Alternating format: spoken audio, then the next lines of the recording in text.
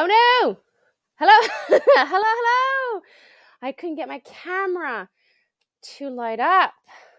Hi, is everyone who's here? I'm seeing a couple of people here with me. Today is a live update on the channel and a couple of announcements. Just gonna let you guys a little bit time to pop in, say hi.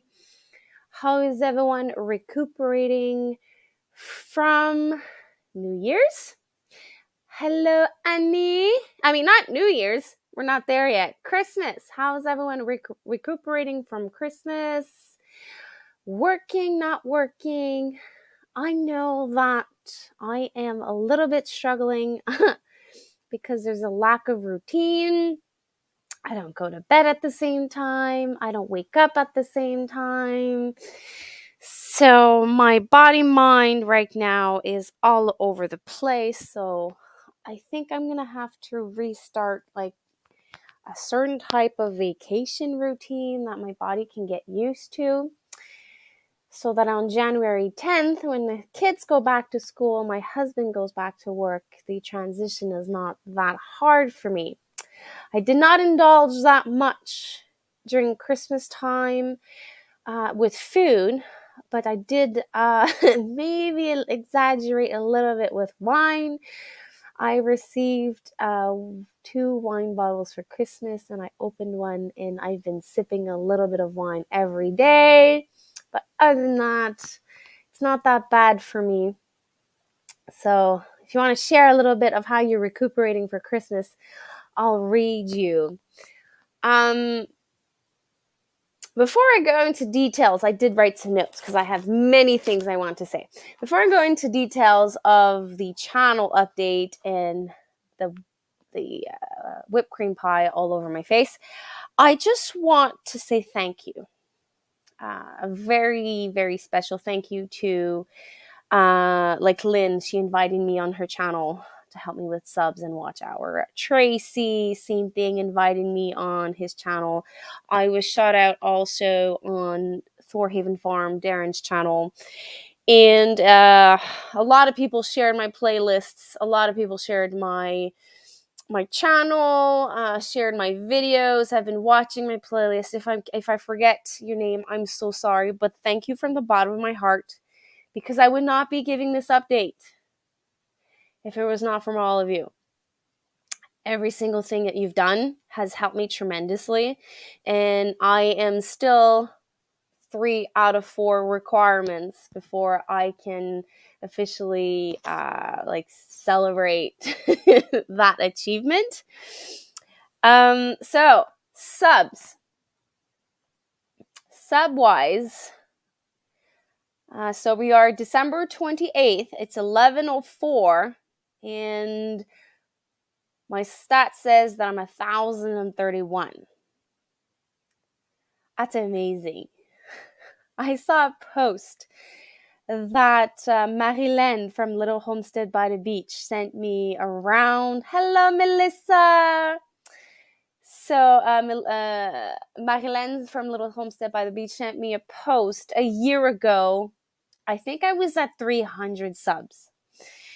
I'm going to give you specifics so that, like I keep saying, I keep it real. December 3rd, December 23rd, 2021, I was at 250 subscribers. I'm going to let that sink in a little bit. That's a year. A year later, I have 1,000 subs. That feeling is amazing. Hello, Joanne. So, if you're thinking of this journey of what I'm doing to create your own channel and climbing up those milestones, it takes time, dedication, work, and patience. And I've been tested on so many levels because hello, Jill. Hello, Tracy.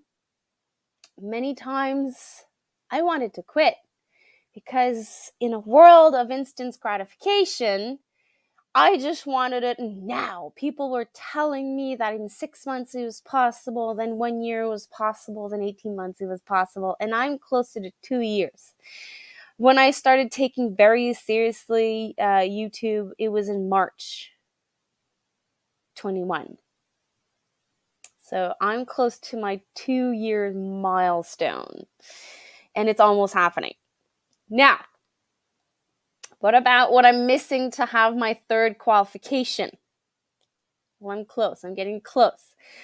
So this morning, I lost that paper, but let me. I'm going to calculate it again. So this morning, 3, 5, 1, 2.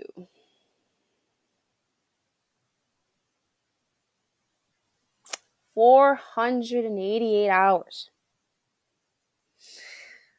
That's what I'm missing for the fourth qualification. I started over 700. I was close to, I think I was close to 800 hours when I started this little fun challenge. So half of it is now completed. It blows my mind. It blows my mind that I've reached the 1,000 subs and I'm 488 hours away from my original, I had like milestones I wanted to achieve in a certain amount of times. None of it happened when I wanted, but it's a journey. But now, like I'm at one point of a fork on the road, and I can almost see it. I can almost touch it with my hands. Well, I can't see it, and I can almost touch it, and I can almost smell the trees and like everything around that sign that says qualified. So I know that it's been a heck of a road. There's been bumps, there's been ups, there's been downs, there's been lack of motivation, but I'm so happy that I've pushed through.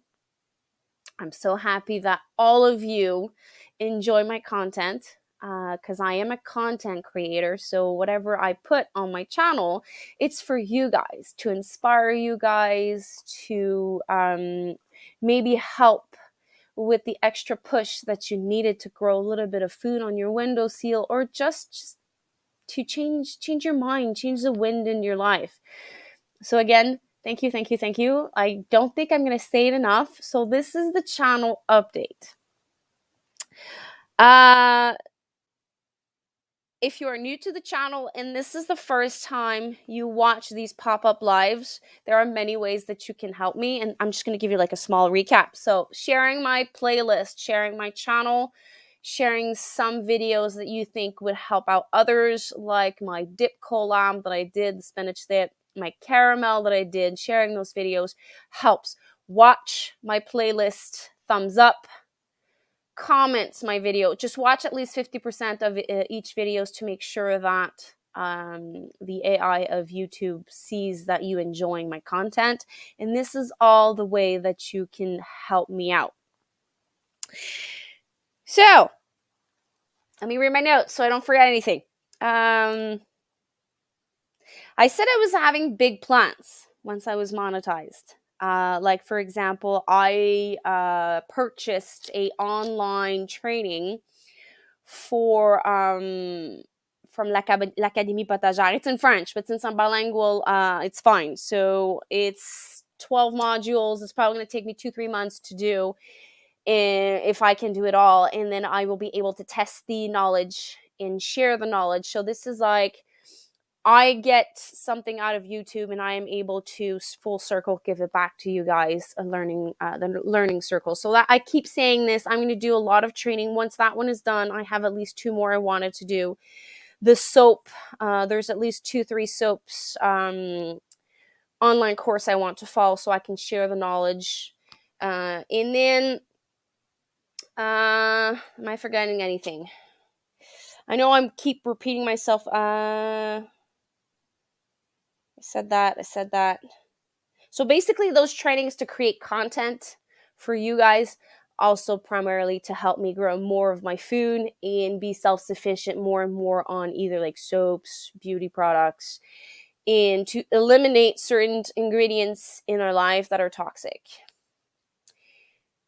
Before I go into announcements, I want to shout out a couple of channels that has reached humongous milestones. If I have a moderator in the chat, I think Tracy, you're a mod. Can you share these channels?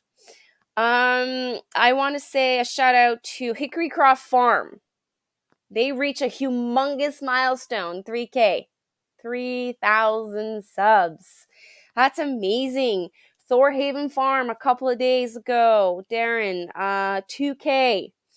Bucket List Homestead, Lynn, I think she hit the 1K milestone in November, and I think she's close to 1.1K, so congratulations to you.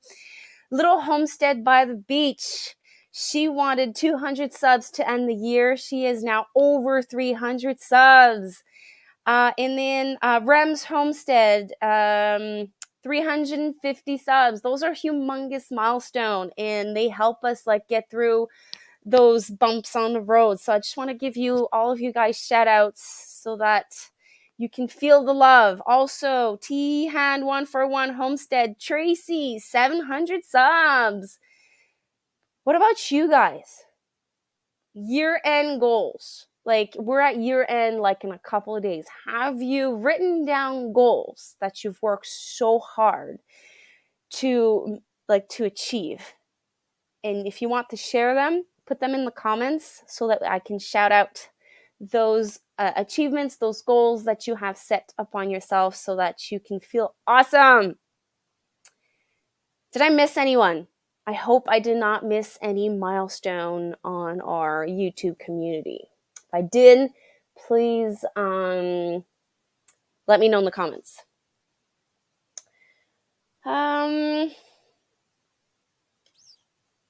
Last live I did, so this is now the announcement part. Last live I did, I've been tickled by this for a long time. Last live I had Aquarius, I think it's Aquarius Homestead. He's one of the coaches for Shed Wars. He's been on a couple of my lives, and a couple of people I know are doing Shed Wars. And every single time I bring up the subject, even with my homemade, hello Dave, hello Patrick, they keep telling me that I'm seeing too much, too big, and it's simple and it's enjoyable, and that I should just not overthinking and do it. So I've been tickled by the idea ever since I would say midsummer.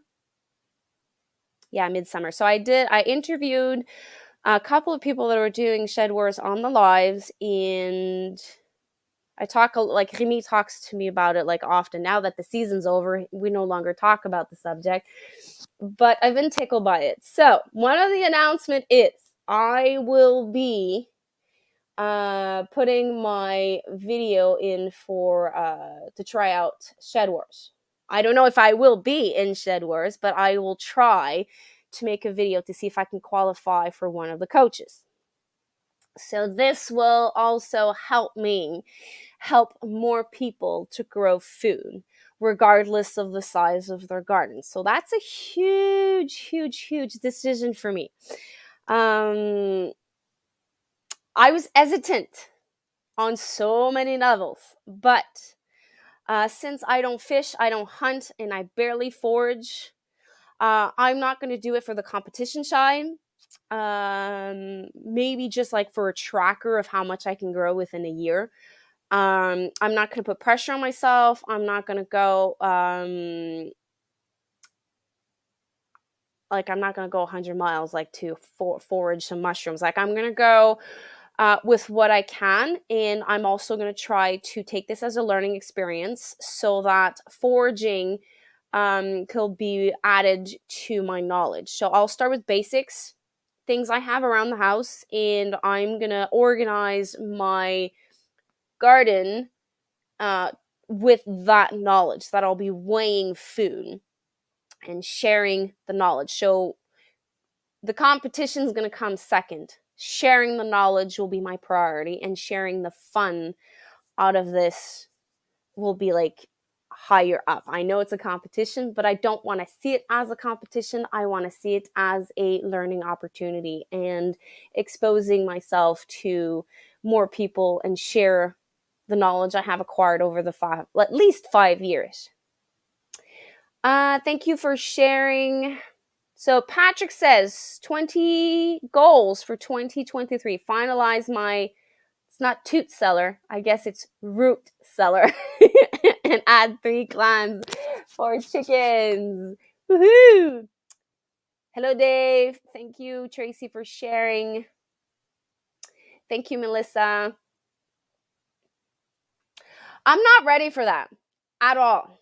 At all. So that's why yesterday I asked to my fellow homesteader community a planner that can help me track and like get myself organized so I can do this. But you know, I'm gonna figure it out as I go.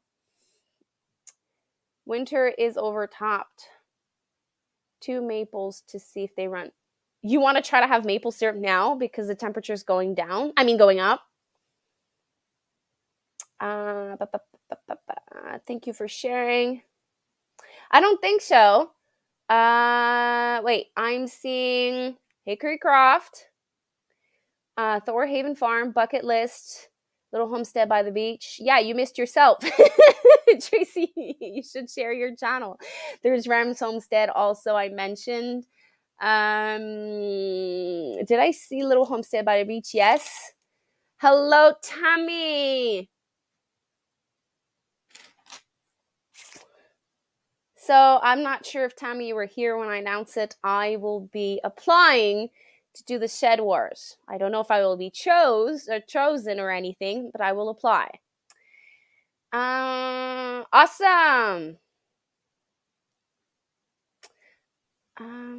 On hours, just earlier on the live, I said it's 488 hours that I'm missing. Just to be sure, yeah, 488. So tremendously, I'm just going to recap a little bit for the people that just popped in. I want to say a huge thank you, because I wouldn't do this update live if it wasn't for all of you. There's a lot of things you can forage around your house. Yes. And since like I am hoping I will be able to visit you, Annie, this year, I can maybe forage on your land. Sorry. That's toot cellar. So that's going to maybe become a new inside joke. Not a root cellar, a toot cellar. Tracy is so efficient that he shares our channels before we arrive. No, Marilen's because I did a special shout out to all channels that had reached milestones, and I shared yours. I said that you wanted to finish the year at 200 and that you are now at 300, and I wanted to shout out your channel. We won't until end of May. You won't what till the end of May? We won't know. 2 more months here. Maple syrup. Oh, Tracy's in the back. Hello, Tracy. Hello. Okay. I'm just gonna catch up on comments because I don't want to be the one that's like 20 minutes late. We have winter. Yes, we do. We have winter. Yes. So I was tickled by the idea of joining Shed Wars for months. And I think there was one comment that Robert made, and he said that I lacked commitment. And it kind of like, I ended the live and I'm like, I'm not the one that lacks commitment, because when I jump in head first. And if I commit 100%, I'm going to commit 100%. So after like say, okay, I'm going to commit to this, but I'm not going to go with the competition aspect first. I'm going to go with sharing the knowledge and the passion first, then the competition. So I'm going to see it as a collab instead of a competition. Yeah, Yeah. that's the thing is you're adding what you hunt, gather, grow to your team's total. And it's just to encourage people to learn new things and build that community. It is really awesome. Mm. But don't let it stress you out. No, it's not You have a actually, lot now on that your I plate. said it, I thought I was gonna be nervous. I'm not. I'm not at Yeah, all. I'm just gonna keep doing what I'm doing. Mallory from Quebec Homestead purchased, or I think she got herself a gift from a viewer with a special scale, and I'm just gonna set up a counter when I walk in the house, and I'm gonna put the weight there and like have this routine. And whatever works, works. Whatever doesn't work, I'm not gonna stress about it. absolutely. So Marilyn, oh, you apply. I don't know if I'll apply then. I'll have no chance. What do you mean? You wouldn't have any chances for Shed Wars? Is that what you're saying? It You definitely have a chance to get bragging rights. Number one, I was on Shed Wars. And number two, hey, our team beat your team. And if you watch any of the lives, I watched a lot of them that wrapped up last year's. Uh-huh. And if you watch any of them, man, those bragging rights, they take those bragging rights seriously. It is awesome. It is fun.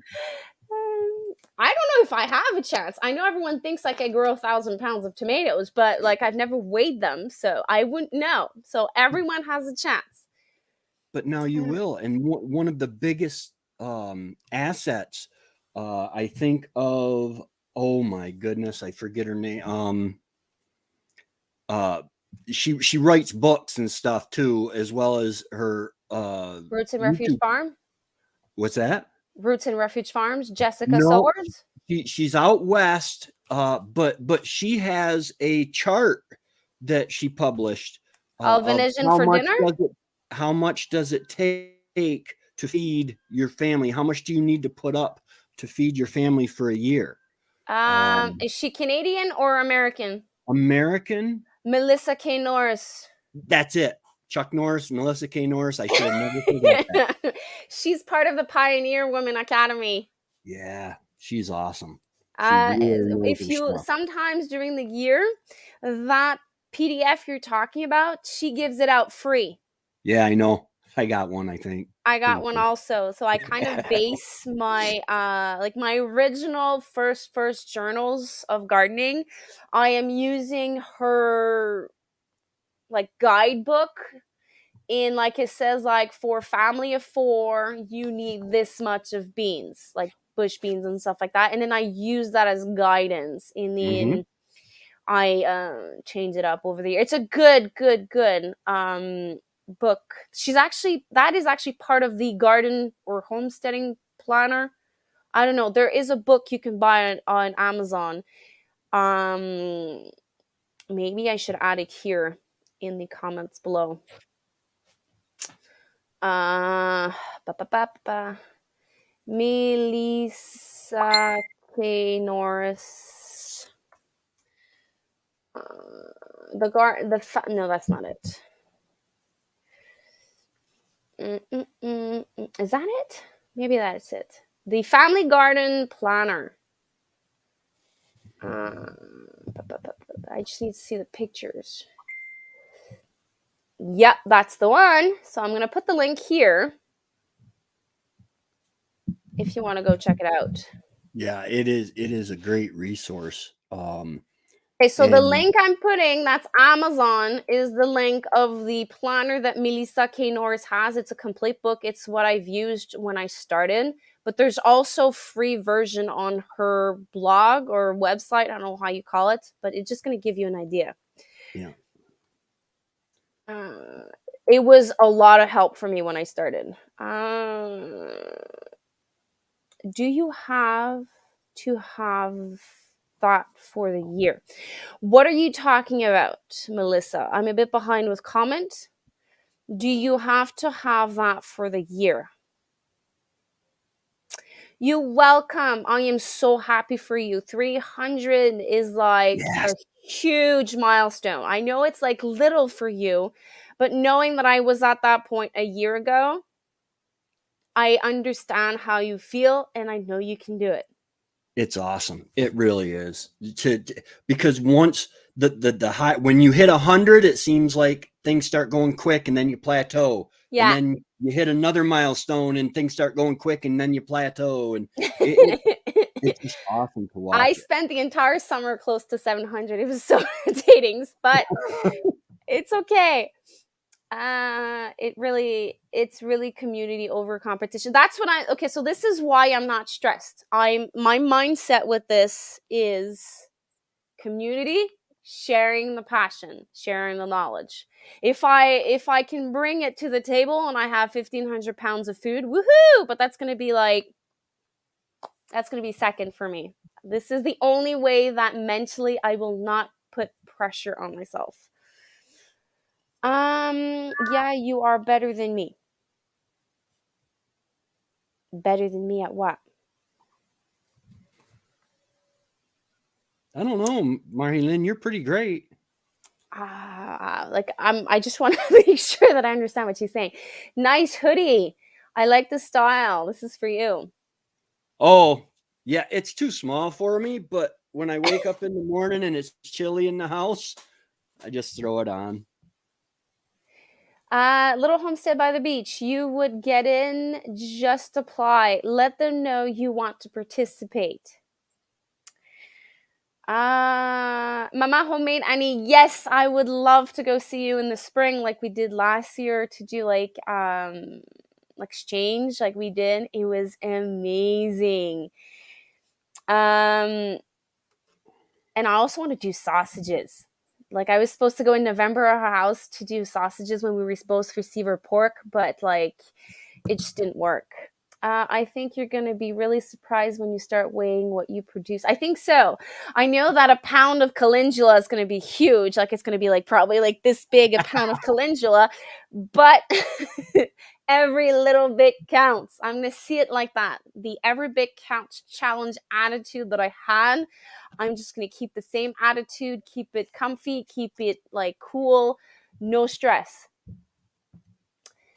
Thing is, gardeners should be keeping records anyway. It'll help you learn your own conditions. Joining Senware will give you the push to learn and be. I record. I have a journal book. I don't record the pounds, but I record the experience overall. Like I look at my tomatoes and I analyze what varieties I enjoyed, what varieties I didn't, what I want to grow for the next year. So I journal that part. I never journal the amount of weight per, and I track and have an inventory of my canning goods. And this year I wanted to add an inventory of freezers. So when the kids are all back to school, my husband is back to school, I'm going to empty out every single freezer that I have, and I will have an inventory of that. So I am organized, knowing a little bit, but it will definitely give me the push to know exactly what I need and exactly what I don't need. Mhm. I missed a lot the last month. I need to do something official right now. No, you talking about Shed Wars? I think it's in February that you have to apply. The only the only completion I am in is to do better than last year personal total. True. So Uh, you just logged off. So this is the link earlier on of the planner I was talking about, Melissa K. Norris. She is one of the first uh, like homesteader I started to follow 4 years ago. It's weeks away. Just follow Homestead Aquarius and you will and will it grow? Those channels will tell you when to let them know you want in. Yeah, not till March. Good. They already know I'm interested. I know there will be a special video to do. Yes, there is an introduction video. It's like you're applying for a job, from what I understand. You got 4 hours this week. Awesome. Thank you. In cultivating for shed wars. I We all have something to bring to the table, regardless. Like you're in zone 2, 3, Marilyn, in shed wars, there's not that much that grows under those conditions. So you would bring a lot of knowledge to the table. Yes, sausage day. So I'm actually looking at the possibility of buying a meat grinder. I really want to do those breakfast sausage with the turkey that I have in the freezer. So let me just add Tracy. So Sorry. I am gonna do mincemeat with turkey, and I'm gonna do mincemeat with my my pork that was stewing, like stewing pork, and I'm gonna keep some for sausage day for sure. I want to do a couple of types of sausages. We'll see. If I end up buying meat for our sausage day, I don't mind at all. I love to eat sausage. Zone 3, not that cool. Well, okay, if you're zone 3 and you're talking to a zone 6, 7, like you're cold, like you're deficit, like you're like, oh my god, you're cold, igloos, no, blah blah. So you are cold. There's not a lot of zone 4, zone 5, zone 4, and zone 3. So by being a zone 3, you're bringing something much more interesting than someone that's in zone 9, because they can almost grow anything anytime. The more the merrier, Marilyn. I don't if I don't know how to start. No worries. Um if I don't succeed this year, I'm still going to share the knowledge anyways. Absolutely. So that's announcement number 1. Announcement number 2. I will be doing the pantry challenge, which is January and February. I have not sat down and write the rules that I will give myself to do the pantry challenge, but I will, and I also don't know how I'll be sharing it, because like I keep saying, dinner time for me will be hard. If I film, it's going to be silent movies, so I'm still trying to figure this out. I will be doing it January and February. The rules that I have established is I do not grow or forage or have enough food for a year's worth. That's number 1. Number 2, I will be doing a huge bulk grocery the first week of January, because I can't go now. So I am breaking a little bit the rules, but I have no choice. I can't go now. And milk products. So cheese, yogurt, anything that derives around milk, I will give myself a monthly budget to purchase those things. So that rule is like, I need it because I have kids that go to school and they eat yogurt to go to school. And I know that I will have a monthly budget also for like vegetables and like snacks for the kids for school. So I'm not going to be like 100%. I'm only going to use what I have in my pantry. Like, no, I'm not going to do that. So those specific rules, I'm going to sit down and see what I'm going to do. And I'm going to be doing the pantry challenge for 2 months. Also, if I have to break one of my rules because like I need a bread and I busted my budget, I'm not going to shoot myself in the foot because I had to break those rules. It's Right. only to make you realize that your pantry is full of stuff and you could use your brain and your imagination to create new recipes to bring your inventory of what you have down instead of buying new things at the grocery store. So the pantry challenge is for that. You need to be self-sufficient with your pantry as much as you can. And you're the one creating your own rules. If you're thinking of doing the pantry challenge, it's Three Rivers Homestead that's organizing it. If someone can put the intro video in the comments, I would love that. So it's Three Rivers Homestead Pantry Channel, Pantry Challenge, and there's an intro video on her YouTube channel, and she's also doing it on Instagram, hashtag pantry challenge, and I think it's 23 or 2023. I don't remember, but like she gives all that information there. So if you want to do it, you can check it out there. Just let me know if you're going to do it. I know Mama Homemade will be doing it with me for January only. But if you're thinking of doing it, let me know.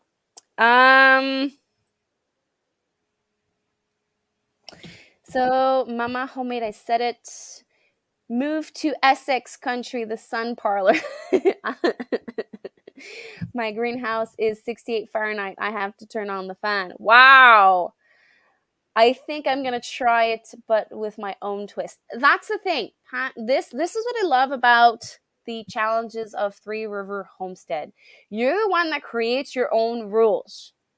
So the basic is you use up what you have in your pantry, and you're the one that gives you the allowance or the freedom of purchasing certain things during the month. I know that toilet paper, shampoo, and all those stuff, that for me, it has never been in my grocery bill. It's different for my budget. It's household budget. So I never count that in my monthly. And I go to Costco. I'm going to go to Costco. I'm going to buy that huge box of toilet paper, and it's going to last me 6 months. So that's why I don't really calculate it in groceries. Did I miss an announcement?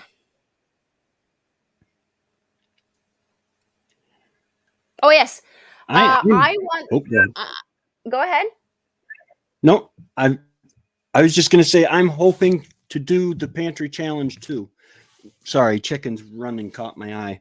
No worries. Awesome. Are you going to do it the 2 months? Probably just January. We'll see how it goes in January, and then we'll go from there. Because I live out of my pantry anyway, I constantly rotate stuff. But I do, like you, I have to do a grocery haul probably on the 1st, or the 1st is a Sunday, so I might be able to do it Saturday this month. But I'm gonna have to. I don't bake my own bread. Me either. Unless you do sourdough. Right.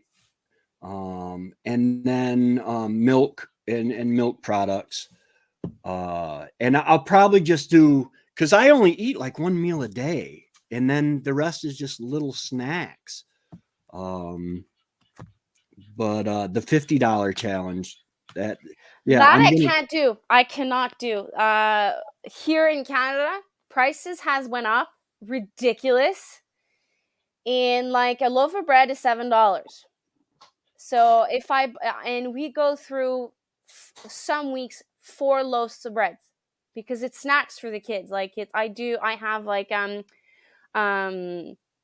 jam, jellies, caramel. I do all of those things, and those are snacks for them. Mm-hmm.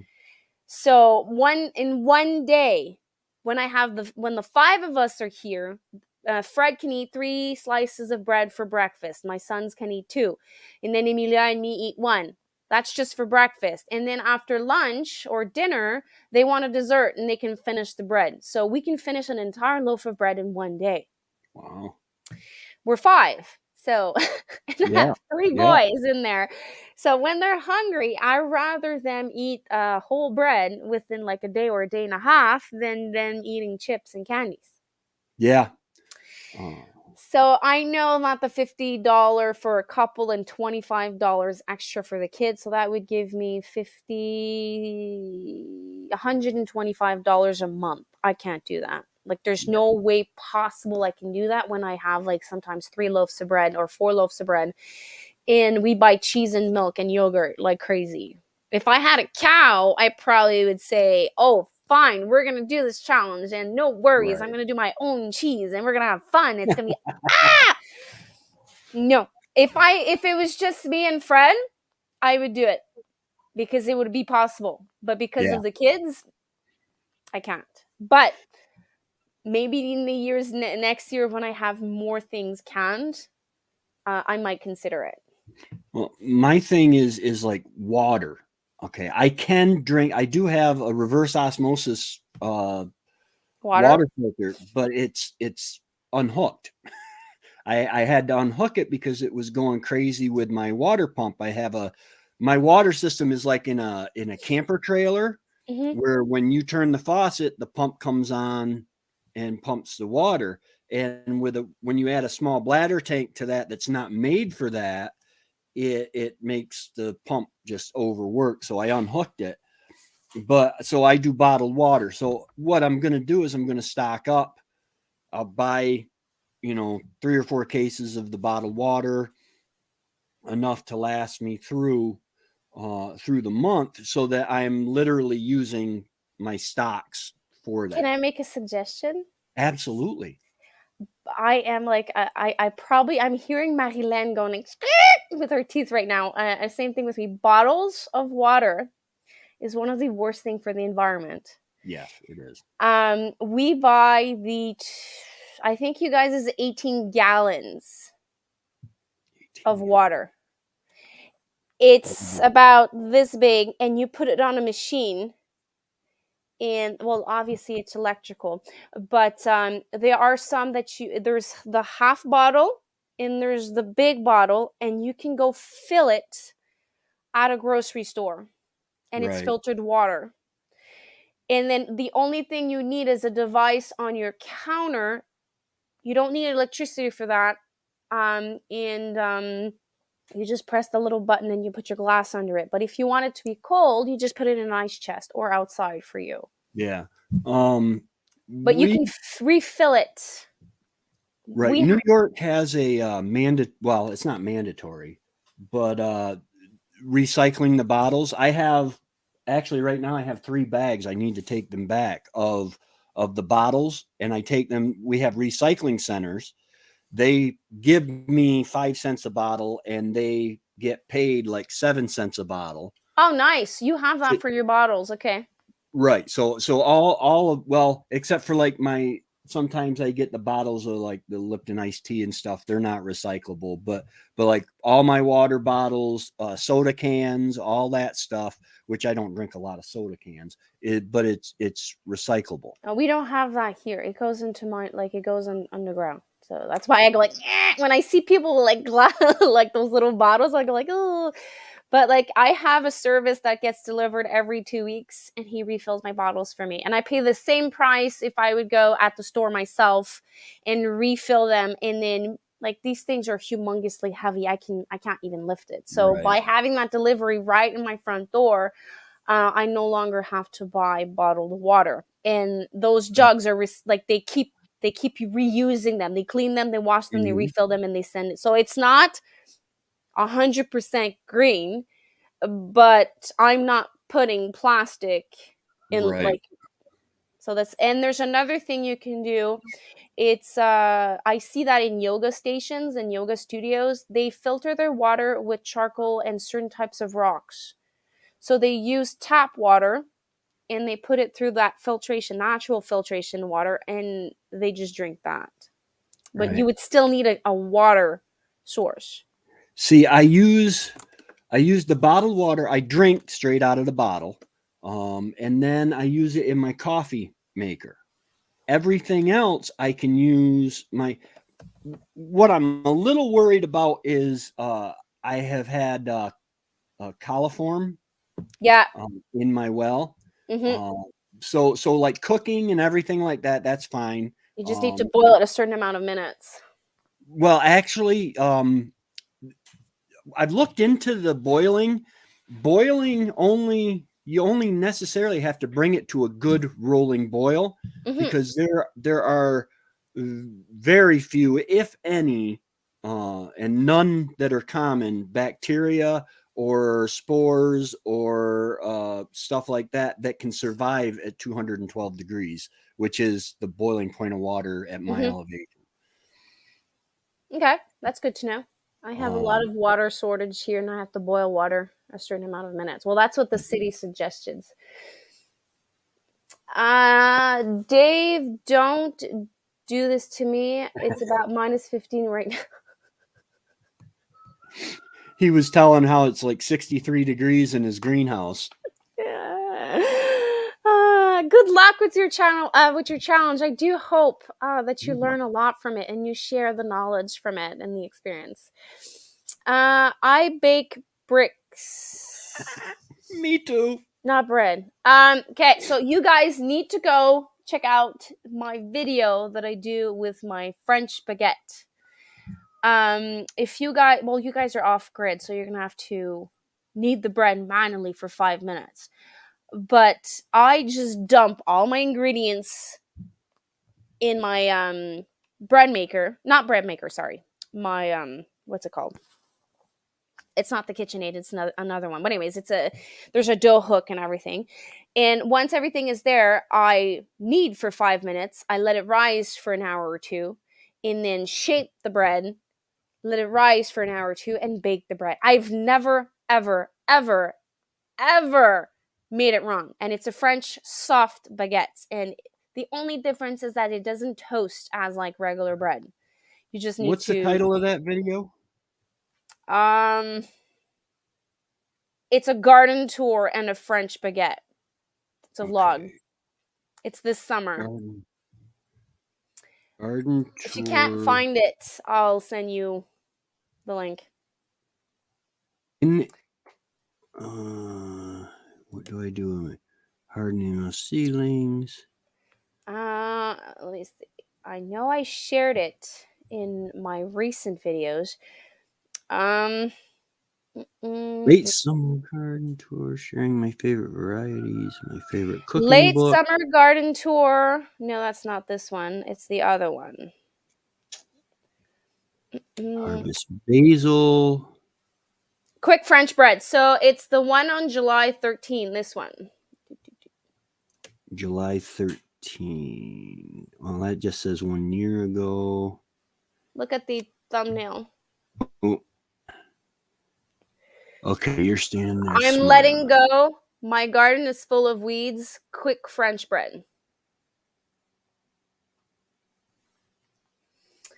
I need to do my own bread again. They can pass up 2 loaves.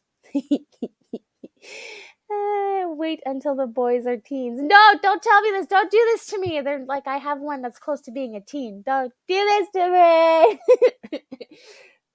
Yes, I know. They're probably going to eat a loaf of bread for breakfast. Yeah, the liquid will be the more difficult thing to do for $50. I find making bread easy. Get someone to teach you. I'll save you a lot. It's one of my 2023 goals. I want to master the sourdough for myself. I know my kids and my husband don't really like sourdough, but they stay softer for a little bit longer than like a traditional bread, like a industrial yeast bread. I have a battery pump that fits on my 5-gallon water bottles I buy at Walmart. It was really cheap and it sits on my counter. Hello, Brands Homestead. Nice. I shouted you out for your 350 subs milestone earlier on. Yes. Woo-hoo! All right. Hello, Jack and Lindsay. I have it if you don't, Tracy. Okay, one trip at the beer store would blow my budget of $50. No. Yes, it will. You got to stock up. That's why you go to the store before you start the challenge. And but you're not supposed to ruin yourself before the challenge. That's true. Lindsay's out getting stuff for our Christmas gathering we're having tomorrow. Somewhere between 10-35 people. Oh my God! I haven't done that in a while. Hosting for 10 people. Oh boy, that will be fun, Jack. So what are you doing here? Your house chores. Have house chores to do. Chop, chop! Come on! Thank you for sharing the bread video. Breaks are important, Marilyn. I agree. Breaks are important. So Melissa thinks she's going to do the pantry challenge in February. Okay, nice. So the last announcement is, actually I have 2 more. One of them is I'm brainstorming on a collaboration around food. So I need to talk with Lynn from Bucket List Homestead. I want to do food related collaboration with stuff we have preserved, like a meal, a soup, or a dessert, or like something, a snack. So I'm still in brainstorming mode, but I want to do a collaboration, and I just want to speak with Lynn since she's done one, and like I want to know a little bit of what I'm getting myself into, and who would be interested in participating in that collaboration. And the last announcement is I'm going to be doing another goodie stuff for you guys. Once I have hit all my qualification and I receive a notification from YouTube that I am approved, I will be doing a giveaway. Ooh. Stickers, merch, and I will be taking donations if anyone wants to add like seeds or gift cards or stuff like that. So that, sorry, I had it in my mouth. So that is the last announcement of today. It's a lot of things. A lot of things are coming for 2023 for me. And that will bring me to, like, it's not like an announcement, but it's going to be, I did talk about it on our YouTube community. I want to do a live, and it's going to be in January, probably on the 15th of January. Hey, Tracy. Someone's birthday's on that day. We're not going to talk about it. It's someone's birthday. Yeah. So the 2023 goals, personal goals and homestead goals. I will be going live probably on the 15th of January, later than usual. It's a Sunday. And I will have visitors on that live, and we'll share our goals of 2023. It's probably going to be on January 15th because it seems to be the ideal date for everyone. We're going to be It's the ideal date for everything. I just love it. I don't know why, because the kids are going to be back in school. We're going to have 1 week of like normal living with the kids, and we're going to get over the fact that we ate too much over the holidays and sleep a little. And we're going to be like recharged and ready for 2023. And it's going to be someone's birthday. I don't know who that is. And all I want for my birthday is monetization for my channel. I don't ask for much. Well, it is soon. It is very soon. Yeah, it's coming. It's coming. Did I miss anything? Tammy says that she'd collab on that.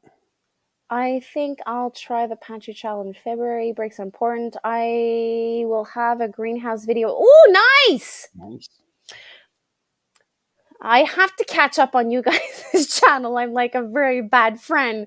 I think I'm like a month behind on all of your channel because I keep playing my videos. I was at my mom's yesterday, just to let you know, and I said, well, Mom, this is how you get to YouTube, because Trevor bought her, or my sister Tammy bought her a Fire Stick, and Trevor set it up on his account. So number one, I was interested in what Trevor's watching, and he's now subscribed to you, by the way. Nice. Thank you. And she goes, oh, so that's Annie you're talking about. I'm like, yeah, Mom, that's Annie. I said, we have a lot of fun. How close am I? Last I looked, I was at 726 or 727. I remember you lost like a couple of hairs since last live. Yeah. You're 726. Oh, I've lost a couple more, but that's fine. It's gonna keep So going. The lesson I have learned, and this is for future YouTuber or anyone thinking of doing YouTubes, doing lives is very important. I waited a full year before doing lives because I was scared of crickets. So do lives. Do as much as you can. Do collaborations. Do challenges. Appear on other people's live. Be active on other people's live. If anyone shouts you out on YouTube, try to be present if you're a shout out so that you can actually jump on the lives and introduce yourself. It's like a business. I'm treating it as a business. So when you're a business and you start your own business, you need to talk to people. You need to show your Mhm. face. You need to shake hands. Like, well, obviously online you can't shake hands, but like building community, building friends, and by doing collaborations and challenges, that's how you shake hands.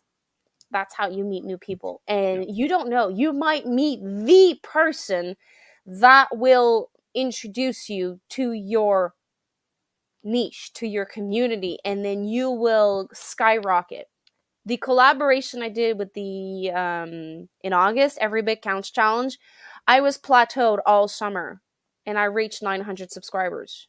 Like by doing just the end of that challenge.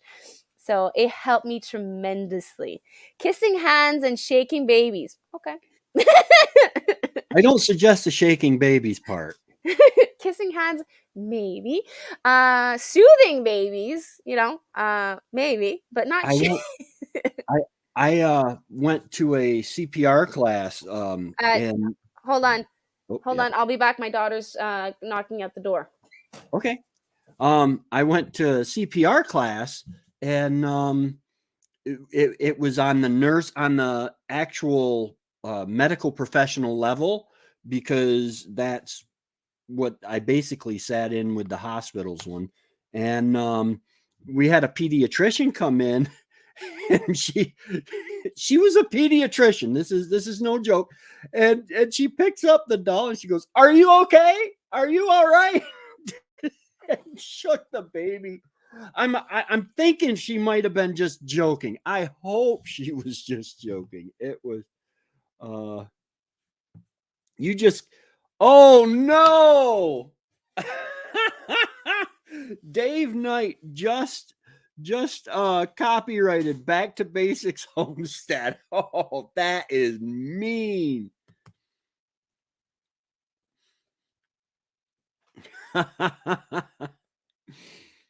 Oh, so you literally went and registered trademark Back to Basics Homestead.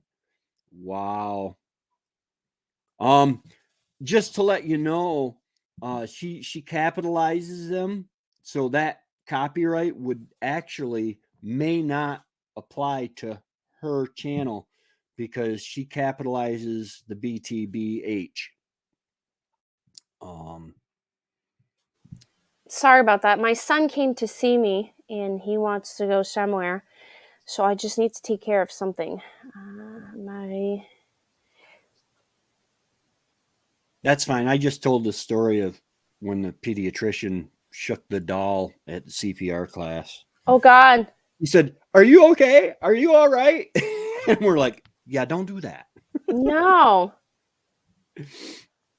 And Dave Knight just said that I copyrighted Back to Basics Homestead. So Why? well, now if you want to publish a website Uh-huh. with backtobasicshomestead.com, you have to pay him to I you have to can't buy use the right. backtobasicshomestead.com. It's already used. Oh. There's like there used to be an Instagram account that is Back to Basics Homestead, and they have like a lot of logistics around it. So I'm not sure exactly what I'll do. Last time I checked, it was not available. Maybe it changed, but it's not no longer. It was the last time I checked, it was not available. You can maybe use your name or something and I don't know. Annie at backtobasics.com Yeah, I'll or see. something like But that. I talked to my husband this morning to see if he can help me out build my website. He Mhm. went like, so I don't know. It's uh, a whole new creature when you start dealing with websites. so you would do a collaboration if I would be hosting one, Tammy? Make sure to go see Dave's channel. Yes, grow. He just started. I would participate in your collab. You want some friends? Sure. It doesn't matter. It doesn't. It's just the hashtag.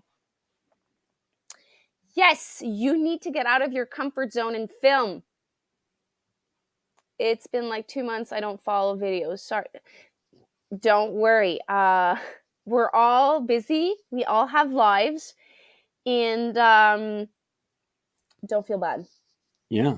And it's even harder when you're filming your life. You know what I'm saying? We're homesteading, but then we're trying to film it, which makes everything take longer. Yeah, that's one of the decisions I took for 2023. I need to switch up the channel. Like, I've been looking at different option, having a insiders club membership area where I would share my how-to videos, specific, small, short, to the point videos for those membership, and I would do vlogs with a little bit of the information, like showing my lifestyle, what I'm doing. So I'm looking into ways to make it easier on myself, because I was filming like crazy last year, and there is so much you can do in 24 hours.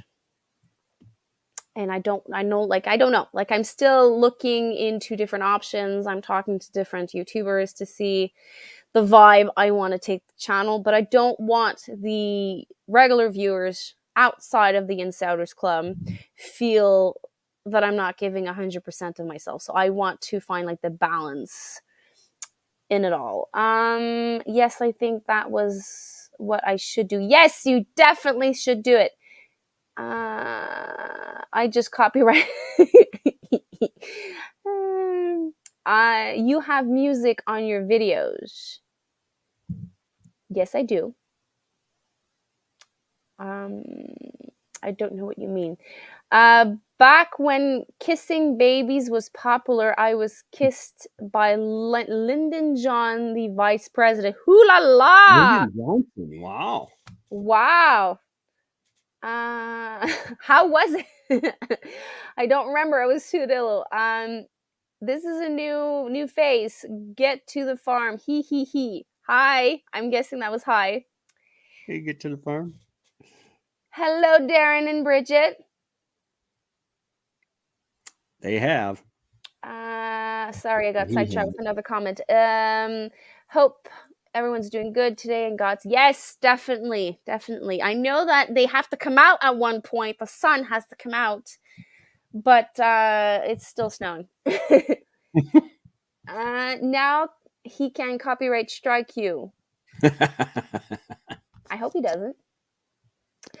Oh, I need to film my life. Oh, so not into.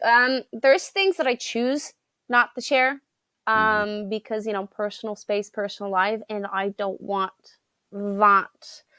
I don't want everyone to know everything I go through, or in everything I have to live. I want to share inspiration.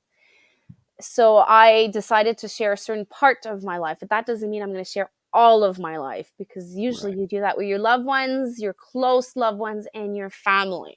But I do share as much as I can.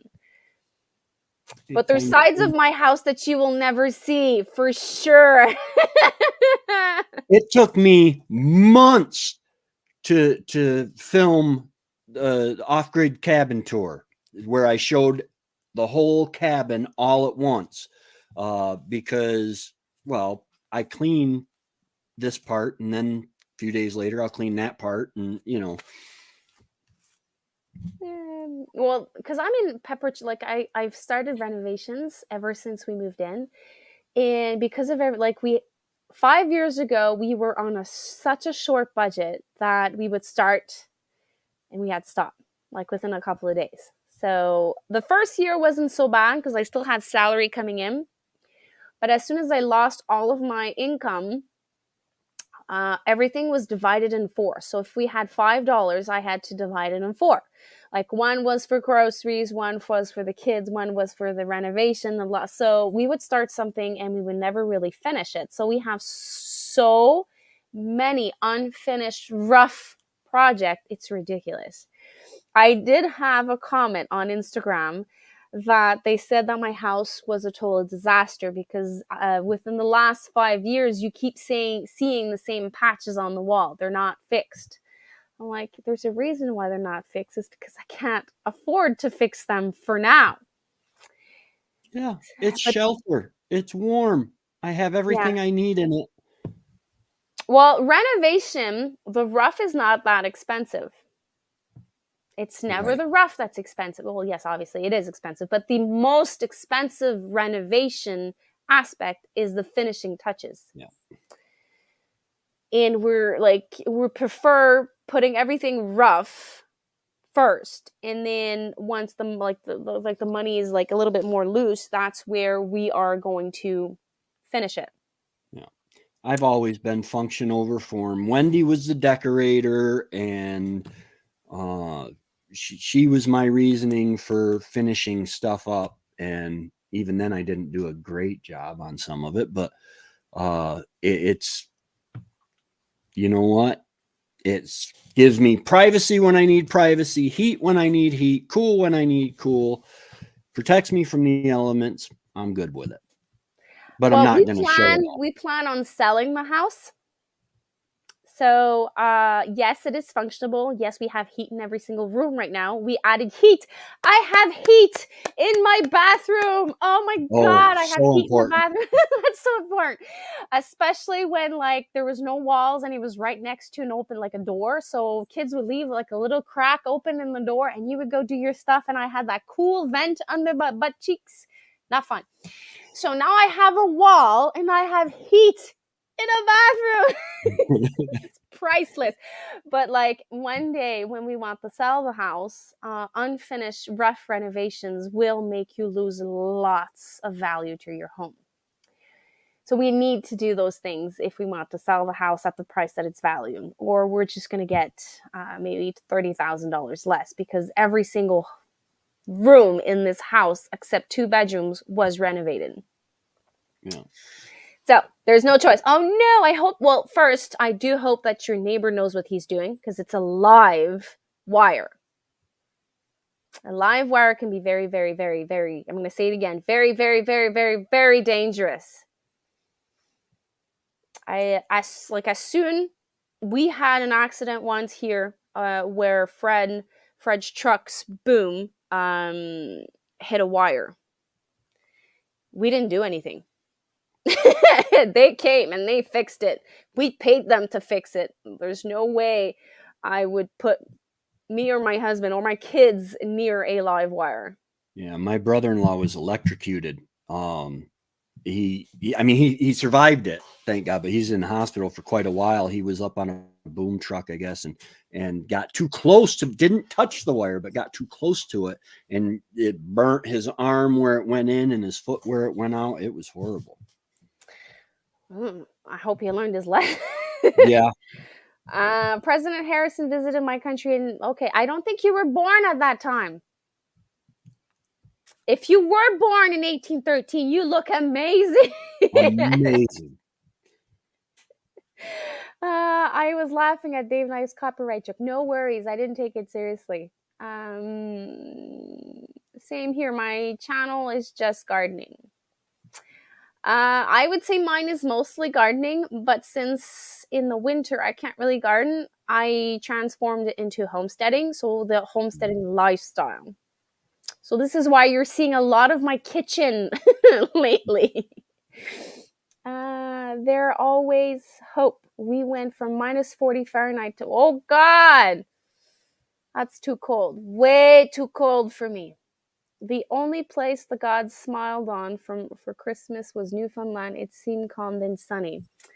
Well, I think the polar vortex that we have mixed everything up because by the end of the week, I think on January 1st here, it's going to be 9 degrees Celsius over freezing. So 9 degrees over zero.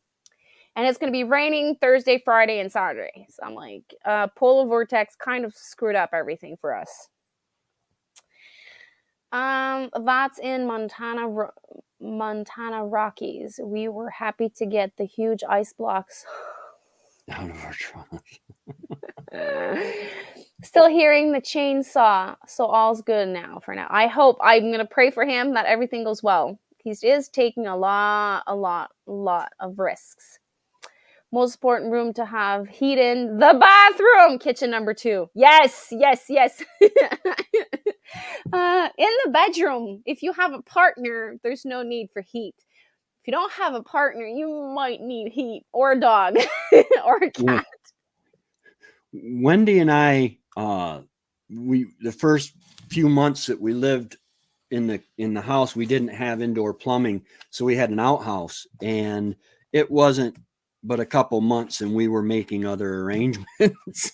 It didn't take long. Okay. What else?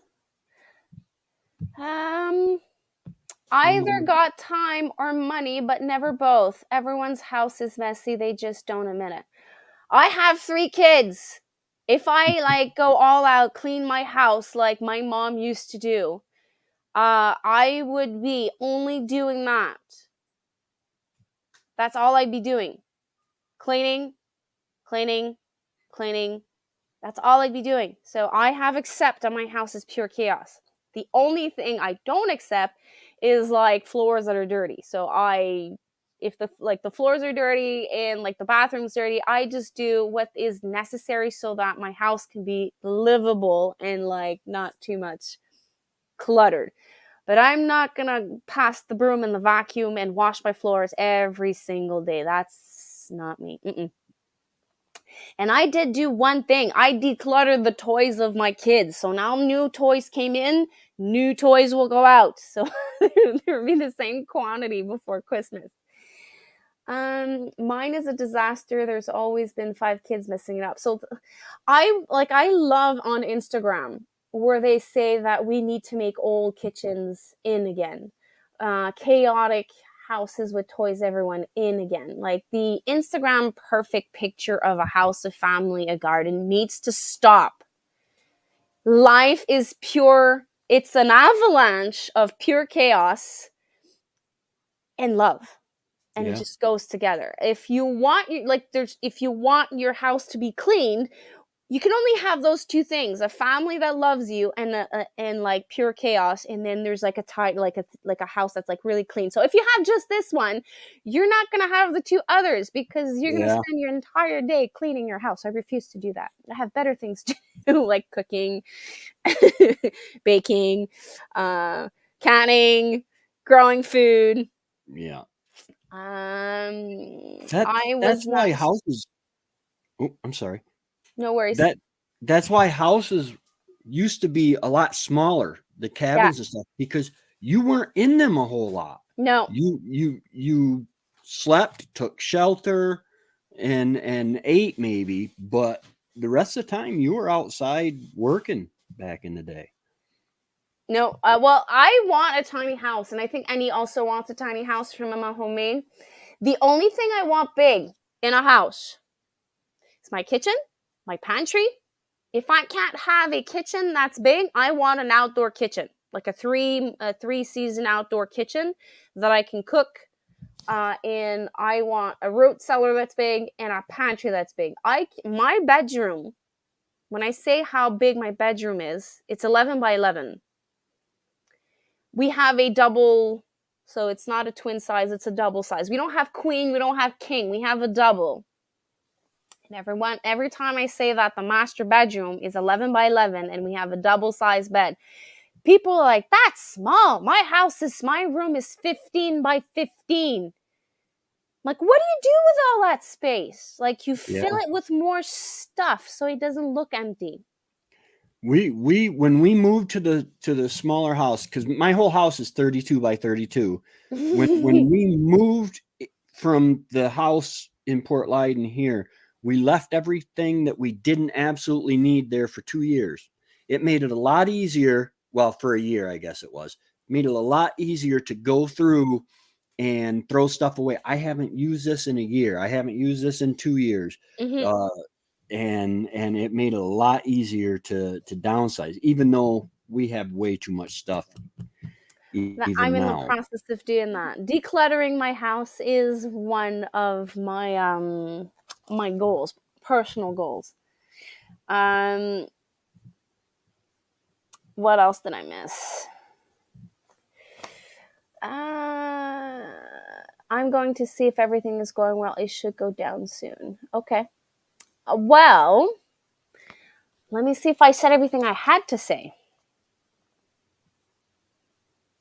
I did. I said everything I had to. That's amazing. I didn't forget anything. I tried not to chase too many rabbits. with a smaller house, we would be too overcrowded with bee stuff, canning stuff, butchering stuff, plant stuff. This is what I mean. If I had the privilege of moving and it only had a cabin, but we each had a livable space, sleeping space, like each have a small bedroom, my conditions would be I would need an outdoor kitchen that's 30 by 30 where I can store all of my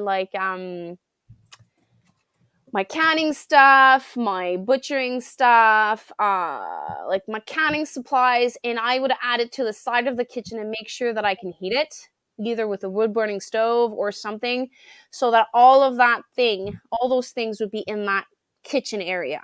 I Mhm. wouldn't mind having a summer kitchen where I would just do like regular stuff that's inside the kitchen. We have a century old home. Everything is small here. Like all our rooms are very small. Our bathrooms are small. Our kitchen was small. But it feels good like to not have to clean up bigger rooms like carpets. I don't have carpets here, thank God. So I understand what you're saying, Darren. But if I had the privilege of having a cabin, I think I would have less stuff. But you can also have outbuildings, like all my bee stuff, my frames and stuff like that is well, actually now it's I got my bees are under kind of a little hutch. And in between the two beehives, I have all of um my boxes. And then there's actually a plastic tote out there. I have to check it every once in a while, Mm-hmm. but that has my bee netting in it, my smoker, and all that stuff to keep, Well, obviously, outbuildings is a must because you Mhm. have equipment that you use seasonally, either if it was like tapping trees or equipment for the homestead for sure. But there are some equipment that cannot be exposed Oh to yeah, the cold, the yeah. freezing, and then the warm, freeze cold, freeze cold. So freeze hot, cold. So obviously, a add-on of a heated kitchen to the house with a workspace like stainless steel workplace, stainless steel and like I have a stainless steel countertop in my kitchen. Oh nice. No one understands why I have a stainless steel island when It is everything else is wood. it is so much easier to clean and cut on Yes. and My husband bought it off a tattoo artist. It's one of the highest quality of stainless steel. It's obviously was used, so it was a little bit damaged. But it's a 5 feet by 3 feet island counter, and we're using that when we harvest the birds. We have one outside, like we wash and we just set it up, and we also have one inside, so then when we cut and like when we decide to recut our poultry into smaller pieces, or if we want to remove the bones and bag it differently. But it's such a blessing to have a stainless steel island. So if I would move, I think I would move with that with that counter with me yeah. and bring it in, create a summer kitchen or like a workspace full of stainless steel that's so easy to sanitize and wash. And I know it doesn't look very pretty like But it those, works. but it's much safer, especially if you butcher your own animals or cut a Yeah. lot of meat and stuff like that. So I understand, Aaron. I know. I always wanted the huge, huge, huge kitchen that you can have like 50 people around the kitchen island and have fun.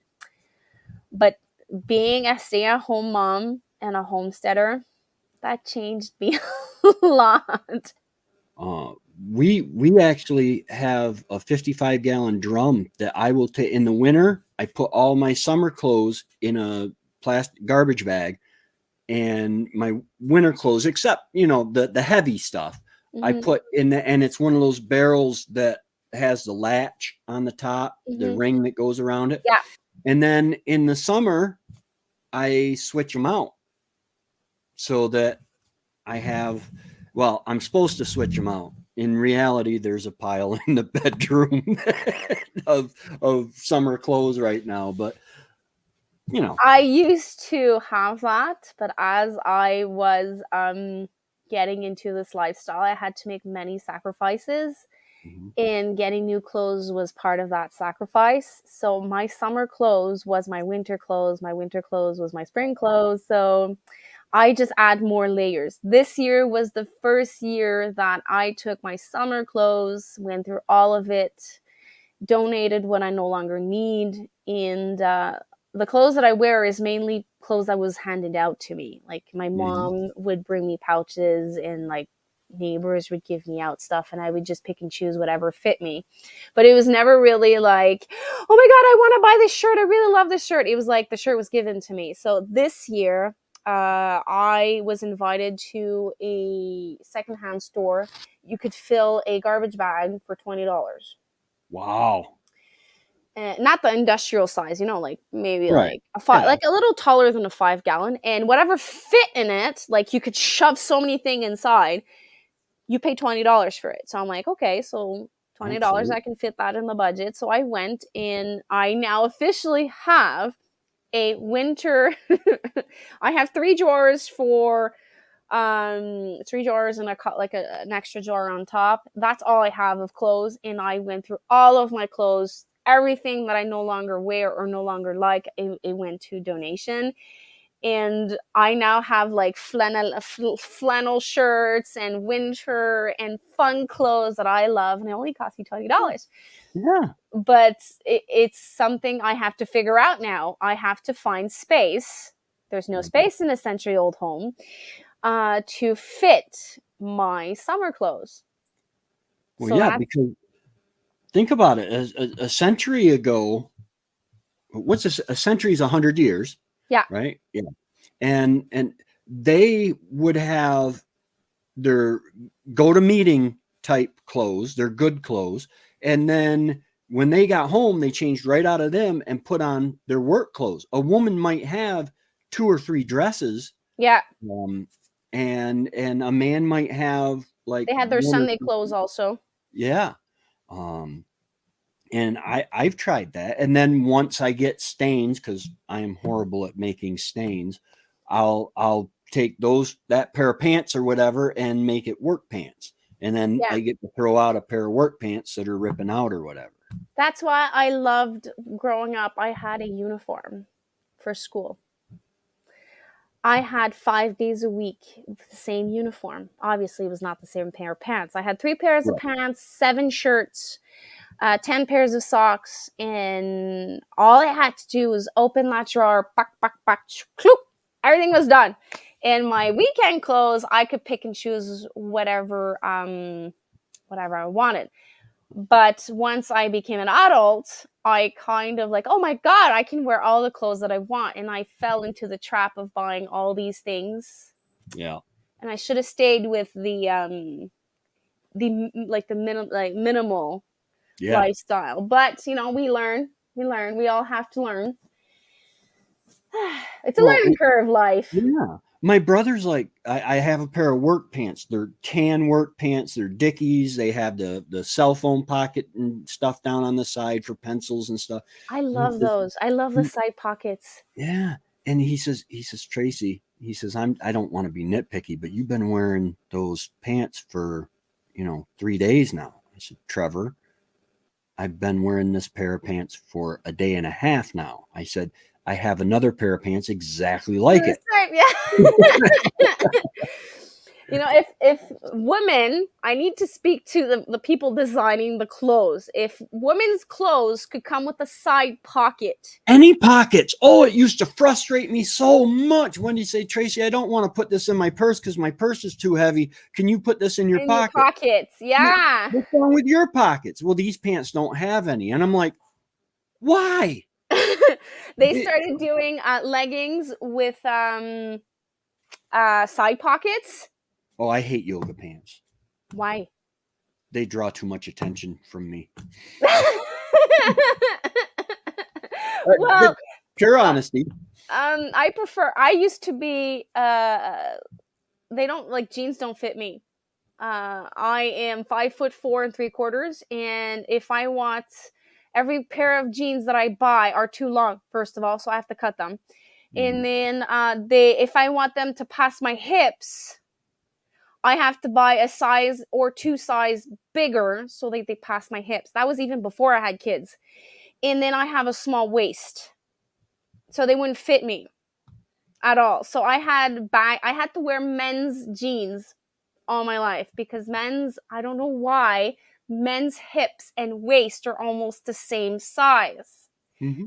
So I was this tomboy all my life wearing men's jeans because they fit me, but they didn't fit my silhouette and didn't make me feel very feminine. But then when yoga pants came out, regardless of the size of my waist or the size of my hips, they would fit. So jeggings is the only thing that I can wear. I'm sure they are comfortable. They fit, and it is nothing against them. Women have a right to wear what is comfortable for them, what they like, what makes them look good.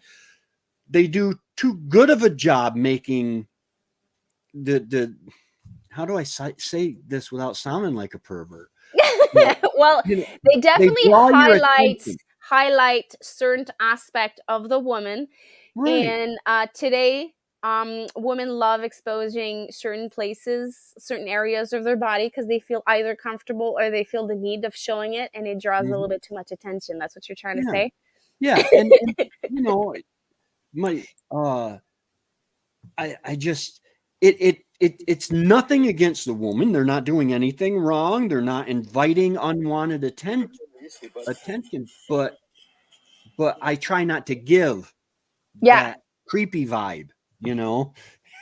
I I don't know. understand. I understand. I completely understand. Well, I dressed as a man for most of my life, so I never had the attention of the man looking at me. So I See, I have I have the flip side, that's and I was something that we used to have, even actually probably before I was even born, they had it and it started going out of style. But the whole mystique, you know, we didn't know what every curve of the woman we were pursuing looked like, you mhm. know. And nowadays there's very little left to the imagination by time Everything's you get. there.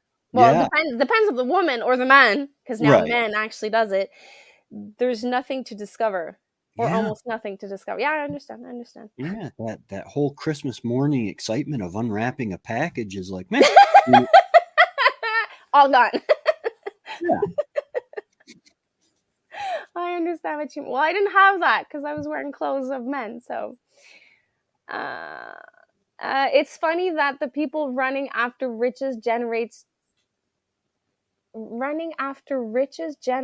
too much waste than some of us can live off instead of money. Yeah. The stuff Well, restaurants throw out is just amazing. They need to give it to people who are less fortunate. well, I found Lululemon. You know the brand, the yoga pants, yoga attire, Lululemon. Anyways, it looks like the Omega sign. Mm-hmm. Those are very, very, very, very, very expensive. They're very comfortable, very high quality.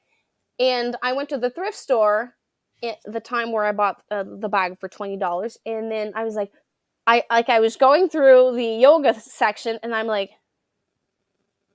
"You're coming home with me." Yeah. It's like I got it for like $1, not even. Well, have you seen that they had I've never been on TikTok, but they bled over onto like YouTube Shorts. I put on the TikTok yoga pants to see my husband's Yeah, reaction. yeah. It it was a revelation for me because I'm not the only one. No. And that made me feel good. I'm not the only one that's like, wow. Well, remember, you're not born in the same era, That's true. and you were raised differently. Yes. You were raised that you needed to be a gentleman. You needed to, open doors. You needed to respect your mom. You need there's so many values that was you were brought up with that the future generation, some of them still, and I Yeah. bless them that they do. Some of them still pass on those values, but some families don't pass on those values. So I Yeah. am very scared for my boys and for my daughter, for when they're going to be of age of that. Yeah. So Tiny Tim says there's a local thrift store that occasionally have a bag day, all the stuff in the shopping bag for $2. Nice. Nice. My sister was master of bagging. She rolled up each item. Nice. Well, I am.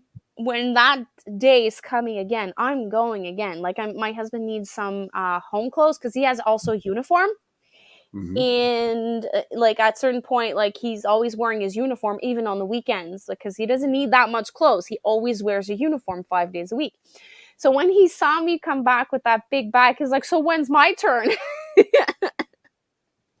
he, we have to go next time. It's grab a bag. It's amazing what you can fit. And I was like, there was a lady next to me.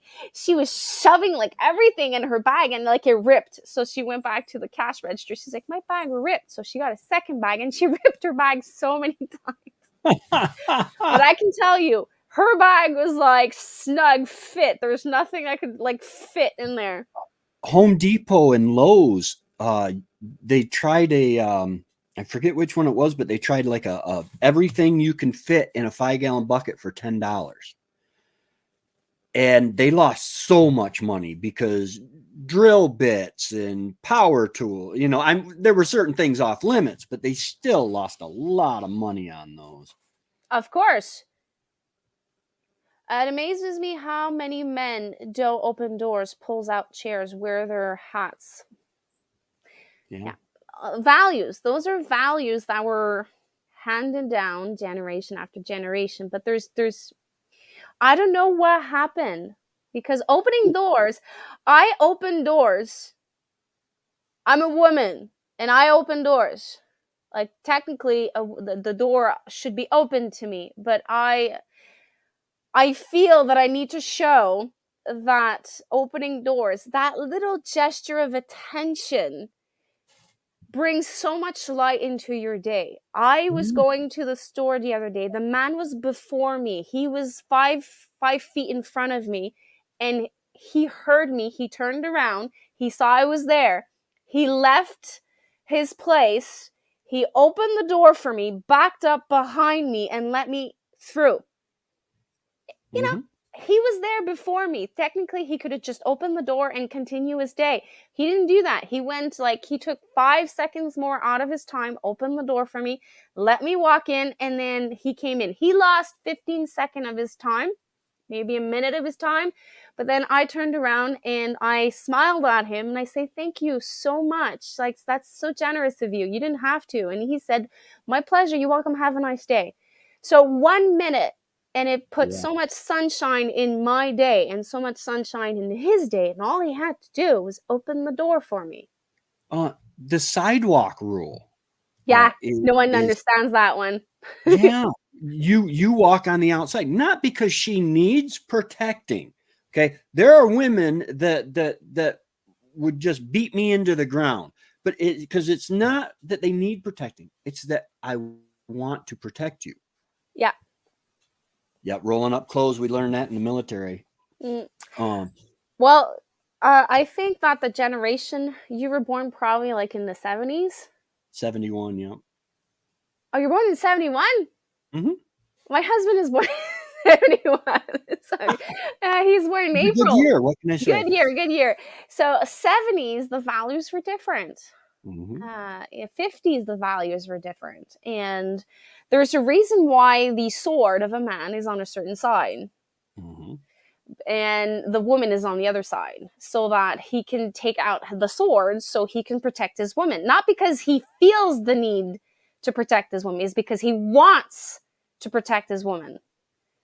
There's a difference. Need and want is totally different. And that value has been lost, and it's so sad. Even with my kids, when I'm on the sidewalk, my kids are inside. They're not outside. Yeah. Because if I need to push them out of the way and take the hit, Wendy, what you were saying about the sword being on the other side, absolutely. I carry my gun so I can protect myself, so I could protect her. But don't be mistaken. As soon as she sees my gun come out, hers is going to come out. She was just as capable of defending herself and me as I was of defending myself and her. Hi, Rachel. Thorhaven Farm. I scold a guy I work with because he wanted to be all gallant and wanted to open the door and protect me. We are in the woods, damn it, working. It's a truck door. Let me work.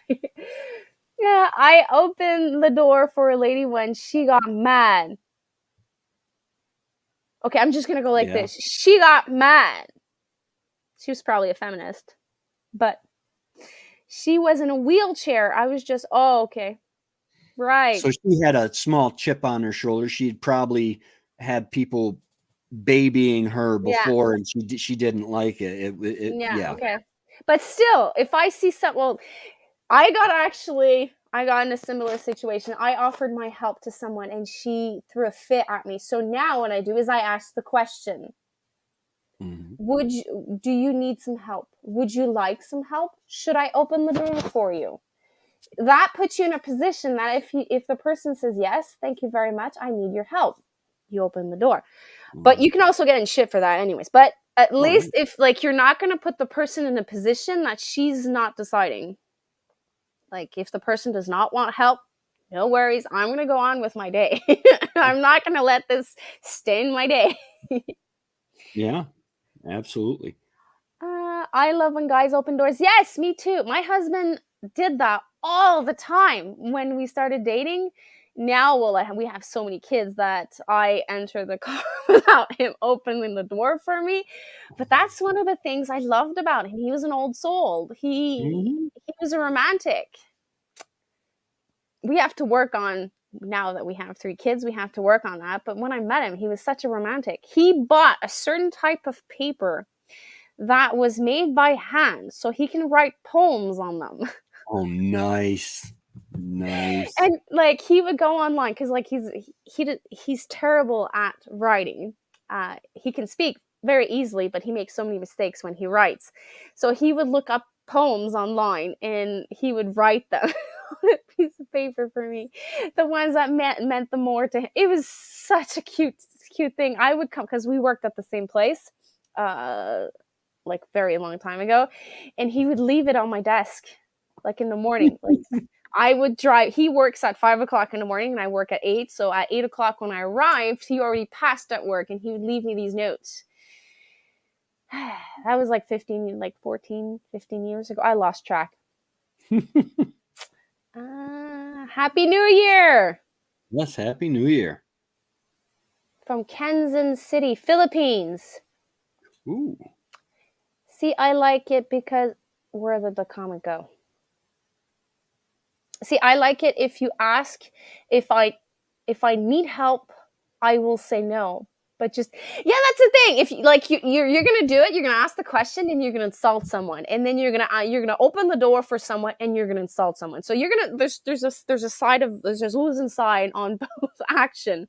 But well, I feel there the can need. Be a selfish reason to do it too, because it's like, okay, there's a coming out of the gas station, I'm going in to pay, someone's coming out, I will hold it, male or female, I'll hold the door open for them, not necessarily because I'm being polite, it does make me look good, but some of it is I want you out of my way so I can get in the store, I got stuff to do, man.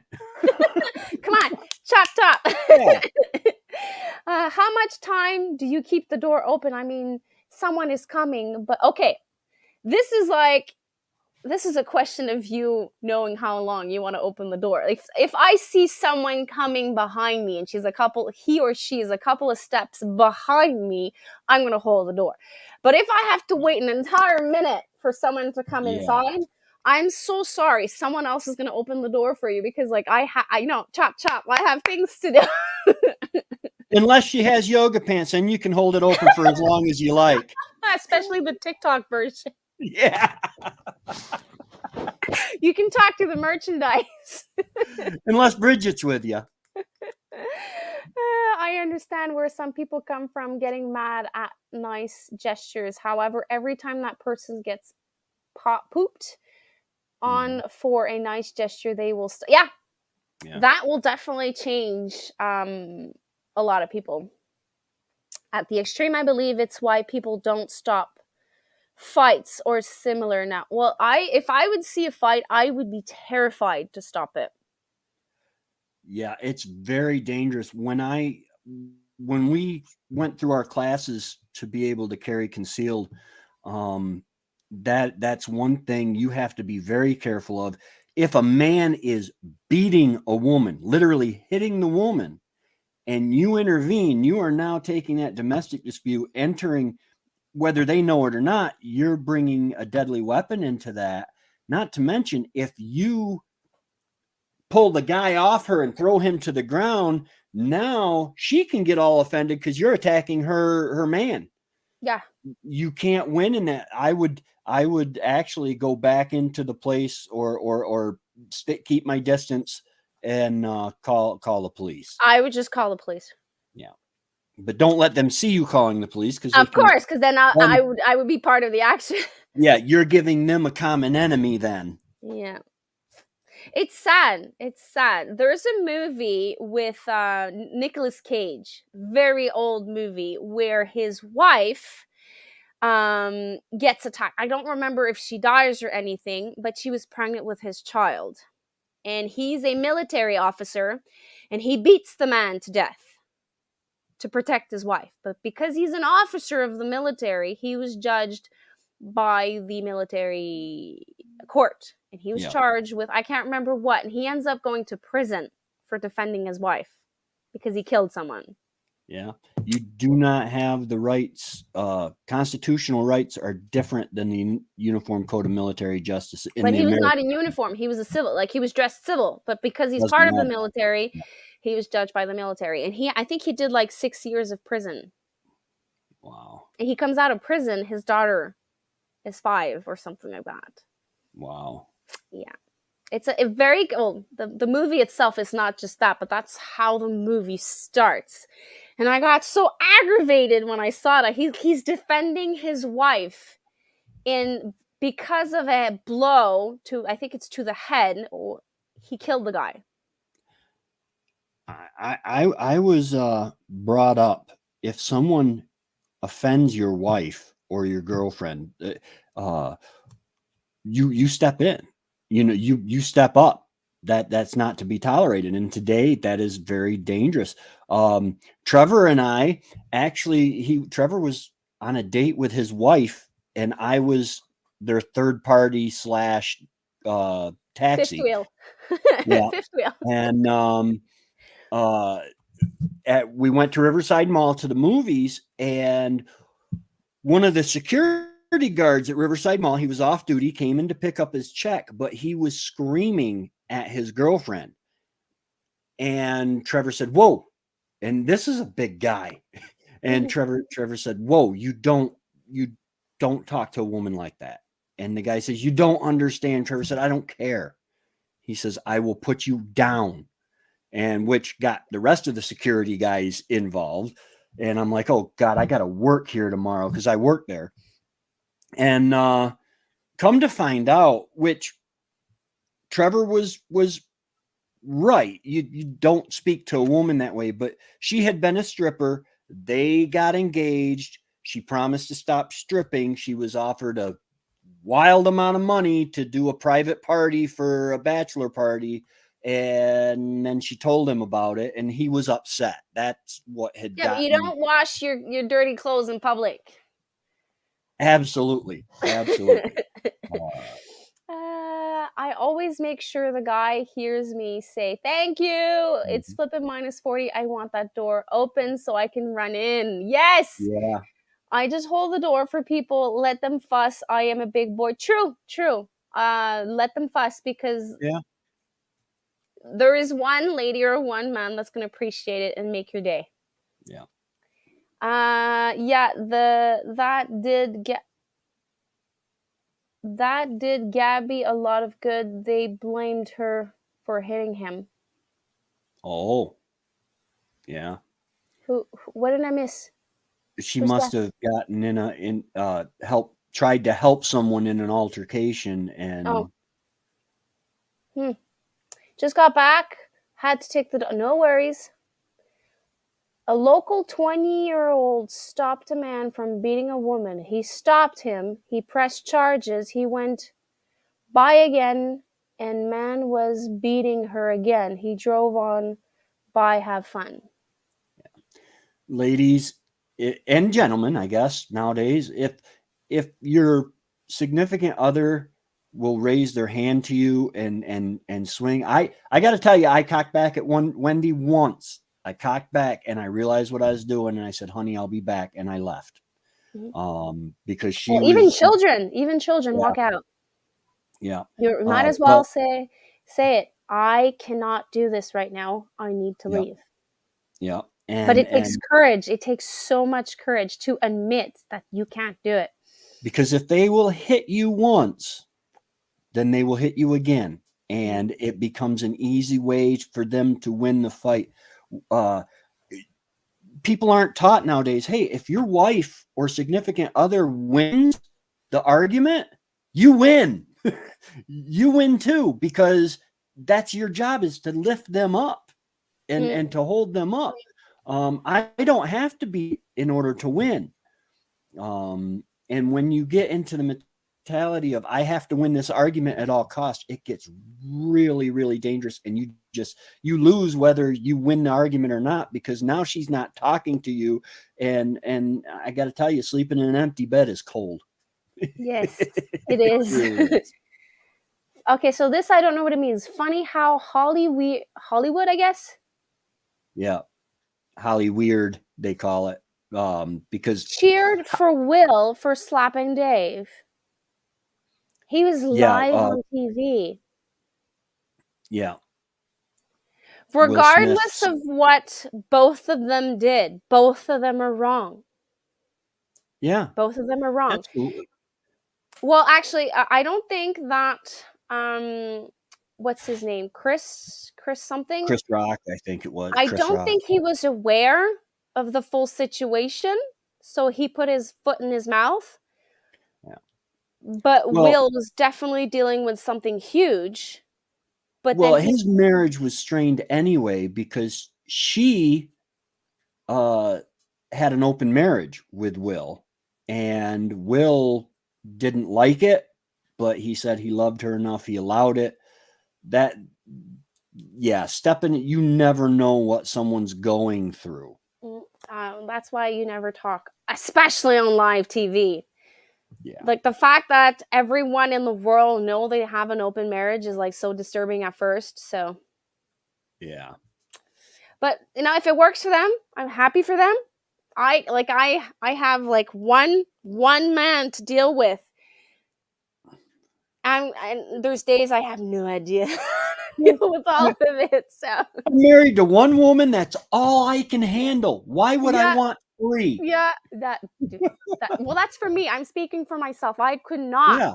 I cannot manage it. It's like, no, I don't want to go down that path. Mackerel on the beach. I have to go get to me some free fish. Bon Oh, appetit. cool. On the beach. Go get it for sure. Someone called the police because they saw Gabby boyfriend hit her. So the police stopped them, and it turned on her. Next time you heard of her, she was dead. Oh, yeah. Oh, that was that lady that was in they ended up going to like Utah or out in the desert on a vacation, and she disappeared.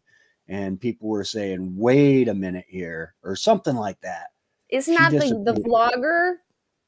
There was a Yeah. vlogger that went missing in the United States this summer, and Yeah. I don't know. Yeah, that's it, Gabby Pipito. Yeah, I think it's the vlogger.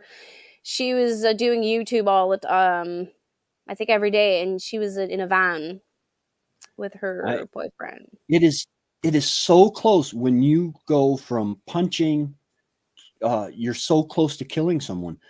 A friend of mine that I went to high school with, when we grew up, he was having altercations with this one guy. He knocked on the guy's door. The guy opened the door. He punched the guy, and the guy hit his head on the coffee table, and he went to jail for manslaughter Holy. for Just a one pile punch. of Darren, I'm not going to bring up this comment because we can go down a very long, deep hole. Put it up like back and forth. Just a pile of dogs on the bed. Yes, Chris Rock. I thought he was Dave. I think it's Chris Rock. Yeah, it Yeah. was Okay. Chris So Rock. it is the blogger that was. They were Instagram perfect couple, Instagram perfect vacation, and then the truth came out. Yeah. When we went through we being Baptist, when you get married, most ministers will have you go through a counseling beforehand, so that they make sure you understand the significance of marriage and what marriage is. But love was defined to us, for us, as a commitment not to hurt. Um, in my life with Wendy, and I believe she did this with me too. There were a lot of things we did so that we wouldn't hurt the other, and there were a lot of things we didn't do so we wouldn't hurt the With other, the other. physically, mentally, and all that. It's I also went through because we got married at church. mhm. It was a requirement to have the uh, to drink out of the chalice and have the bread. Mm-hmm. So it was a requirement for us to go through the course, Mm-hmm. and they take us each apart and they interview us to make sure that we're getting married for the right reasons, not Right. just because I one pregnant or money or blah blah blah. Right. Because like we have the blessing of God when we are Yeah. married. So if we're blessed and our union is false, well then the marriage is not. Okay, Yeah. we are civilly married. So we sign documents at the end of the reception. So civil, Mhm. I'm married with the law. But it was in a church. So it had to be official also for the church. And Right. they made a suggestions to us, but because of COVID, we couldn't do it, to do a couples retreat every 5 years. Nice. We can't do it because we can't have anyone to babysit our kids.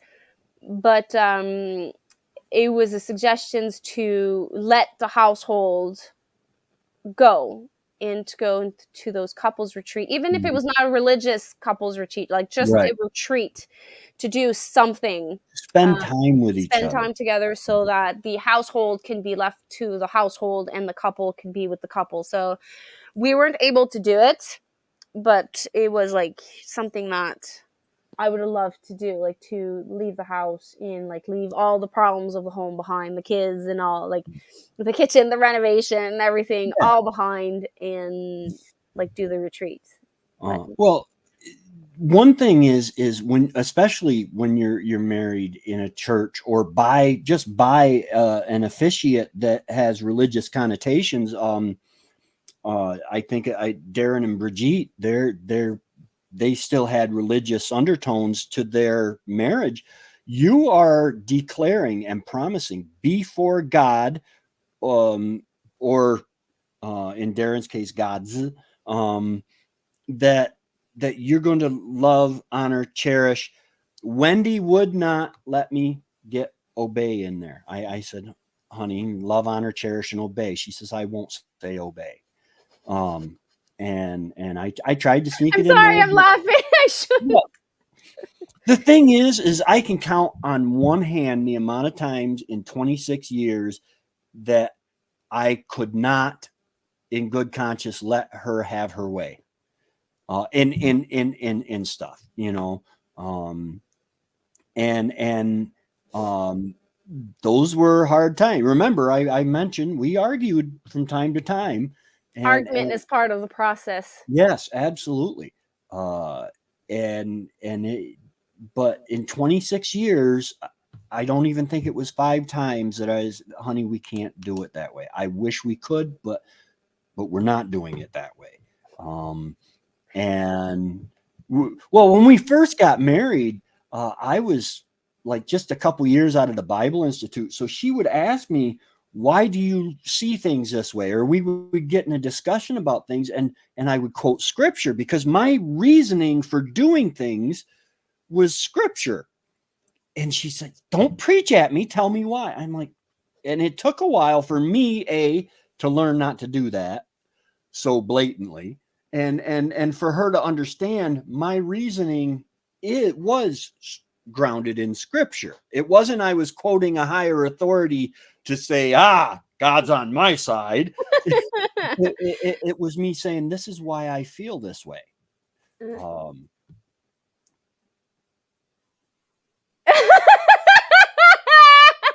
yeah, yeah, I got overruled on that one though.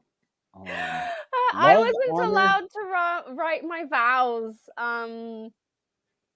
My priest, I asked us if we could write our vows, and he said no. I would have wanted to write our vows. I don't know why I wasn't allowed. Maybe it's our church's way, but I definitely would not put obey in my vows. Obviously, it's for better, for worse, through tough and to good times, sickness and through health. But obey, I definitely would never Yeah, obey.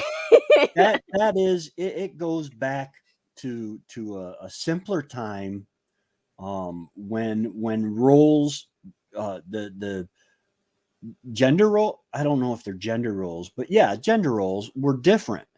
um and the wife's role in a marriage was understood differently. um and she took pride in that. um Well, we all have roles, and we all have how do you say that in English? There's things that you're good at, and there's mhm, things that you struggle with. So yes, a woman technically is a housemaker, a family maker, and the husband is like a provider. Like he helps out, security, defense. But if a woman is stronger in certain areas that the yes, man is like lower, not because he's not a good man, but it's not his strength. So a woman absolutely, can step up and provide with those skills where she lacks. And let's just say it's not something that I'm just going to say something. Let's just say that you need a blanket and man loves to crochet, okay? And the mhm, woman can't crochet, and they're dirt cheap and they're broke and they have no money, but you have a ball of yarn. So the man that knows how to crochet because his mom crocheted and showed him when he was mhm, young, he's going to step up and do the blanket to keep them warm, and there's nothing wrong with that. So I absolutely. find that the 50-50 rule, I don't believe in that. I I don't believe believe in that 50-50. I believe in 100 and 100. no, I kind of see it as a yin and the yang. The other completes Yeah, like absolutely. they fit together Yeah, and they complete. So where one lacks, the other one completes. And if both lacks, well then they both need to learn. yeah, And whoever has the higher skills can teach the other, or and always complete the other. But for my part, I never believed that it always had to be 50-50. On paper, maybe, but in practice, yeah. It's they when you go back to the creation story, in Genesis, where God actually had to show Adam, you're missing something. He had all the animals come, and Adam named all the animals, and he realized that I'm not complete. I don't have a mate. And when God brought Eve to him, number one, that's where you get the title woman. Is she must have been hot because he said, "Whoa, man!" No, but uh, they she completed him. She gave him things that he didn't have. Um, Now, when I noticed, Marilyn noticed on the simpler times. What I mean by that is there was a time when both parents did not have to leave the home to work. Yeah. So the woman who is, in most cases, not all cases, the more nurturing, could stay home and raise the children, which is a job that, if you quantify it, you couldn't pay someone enough to be a stay-at-home mom. That is just the No. job is just We're a and mom, we're a teacher, we're a nurse, yeah, we're a counselor, we're a therapist, we're a doctor, we're and everything that fits behind the cracks. yeah. Not to mention the guy comes home from work and okay, what's for dinner? And then you're doing that not only for the kids but for the husband. You're lifting him up. Behind every great man or good man is a great woman, and behind every good woman there's a great man. Yeah. It goes hand in hand. I actually, when I was pregnant with my daughter, a friend of ours had to make a decision, a very hard decision. She took the maternity leave that a woman is entitled to, which is 16 weeks, and then the rest can be passed on to the husband. A lot of women have to take a very hard decision because career wise, they make more money. Yeah. And because of this was like 10, 11 years ago, and now career wise it's like a woman can make more money than a man or vice versa, or the company will accommodate better if the man stays home than the woman, and the woman goes to work. So it's a question of decision. Yeah. For us, we had no choice. I had to be the one that stayed home because there's no way we could have survived on Mhm. my salary alone. There was no way. It was not even like not even possible. Even if the other one would get 50% of their salary, we would have starved. And then you also have the skills to contribute. I don't know your husband. He's got to be a great guy, but I hope so. he might not have the gardening skills and the foraging skills and stuff like that you have. So you're still contributing to the household income I while didn't you're at garden. home. I didn't garden 12 years ago. Oh, okay. I only started seriously gardening my son Philip was born. I Oh, had a 6x6 plot in my backyard, but then I started taking homesteading 5 years ago, yeah. growing my own food. I would say I started my knowledge about 6 to 7 years ago, a year before we decided I was going to stop working. So I got pregnant with Cedric. My husband said right away, "You're not going back to work." But I still had like my 9 months to do to Mhm. get to term. And then I'm allowed to 50 weeks of 50% of my salary. So I had 2 years to learn, but I only took the decision to stop working when Cedric was 9 months old. Like I requested for a year off in Quebec. We're allowed, and it's the decision of the employer to decide if they're going to live without me for a year. So she says, "I'm not accepting your offer. So you either need to quit or you're coming back on this date," because I used up all my vacation. So I had to quit. Well, Yeah. quit. And I I believe that should be up to each couple, because you guys know what is best for you. You know, so much the government gets involved in things, um, and one of the things that have decimated community after community is single parent homes. Yeah. Um, and you guys, the couple should be the ones to decide, um okay, do we want mom to continue working because she has more potential Well, I shouldn't say continue working. I see that smile because you're I'm working, still like I said, working. just as hard. It's I'm just that, working more now than when I was working, but I don't have the pressure or the stress. right. And your kids are benefiting from having a parent at home. Yeah. Not everybody can do that, and I really wish it was possible. But by having that parental influence at home, children benefit so much. Well, Um, there was also a finance part of it. So mhm, once my kids were in school, not daycare, school.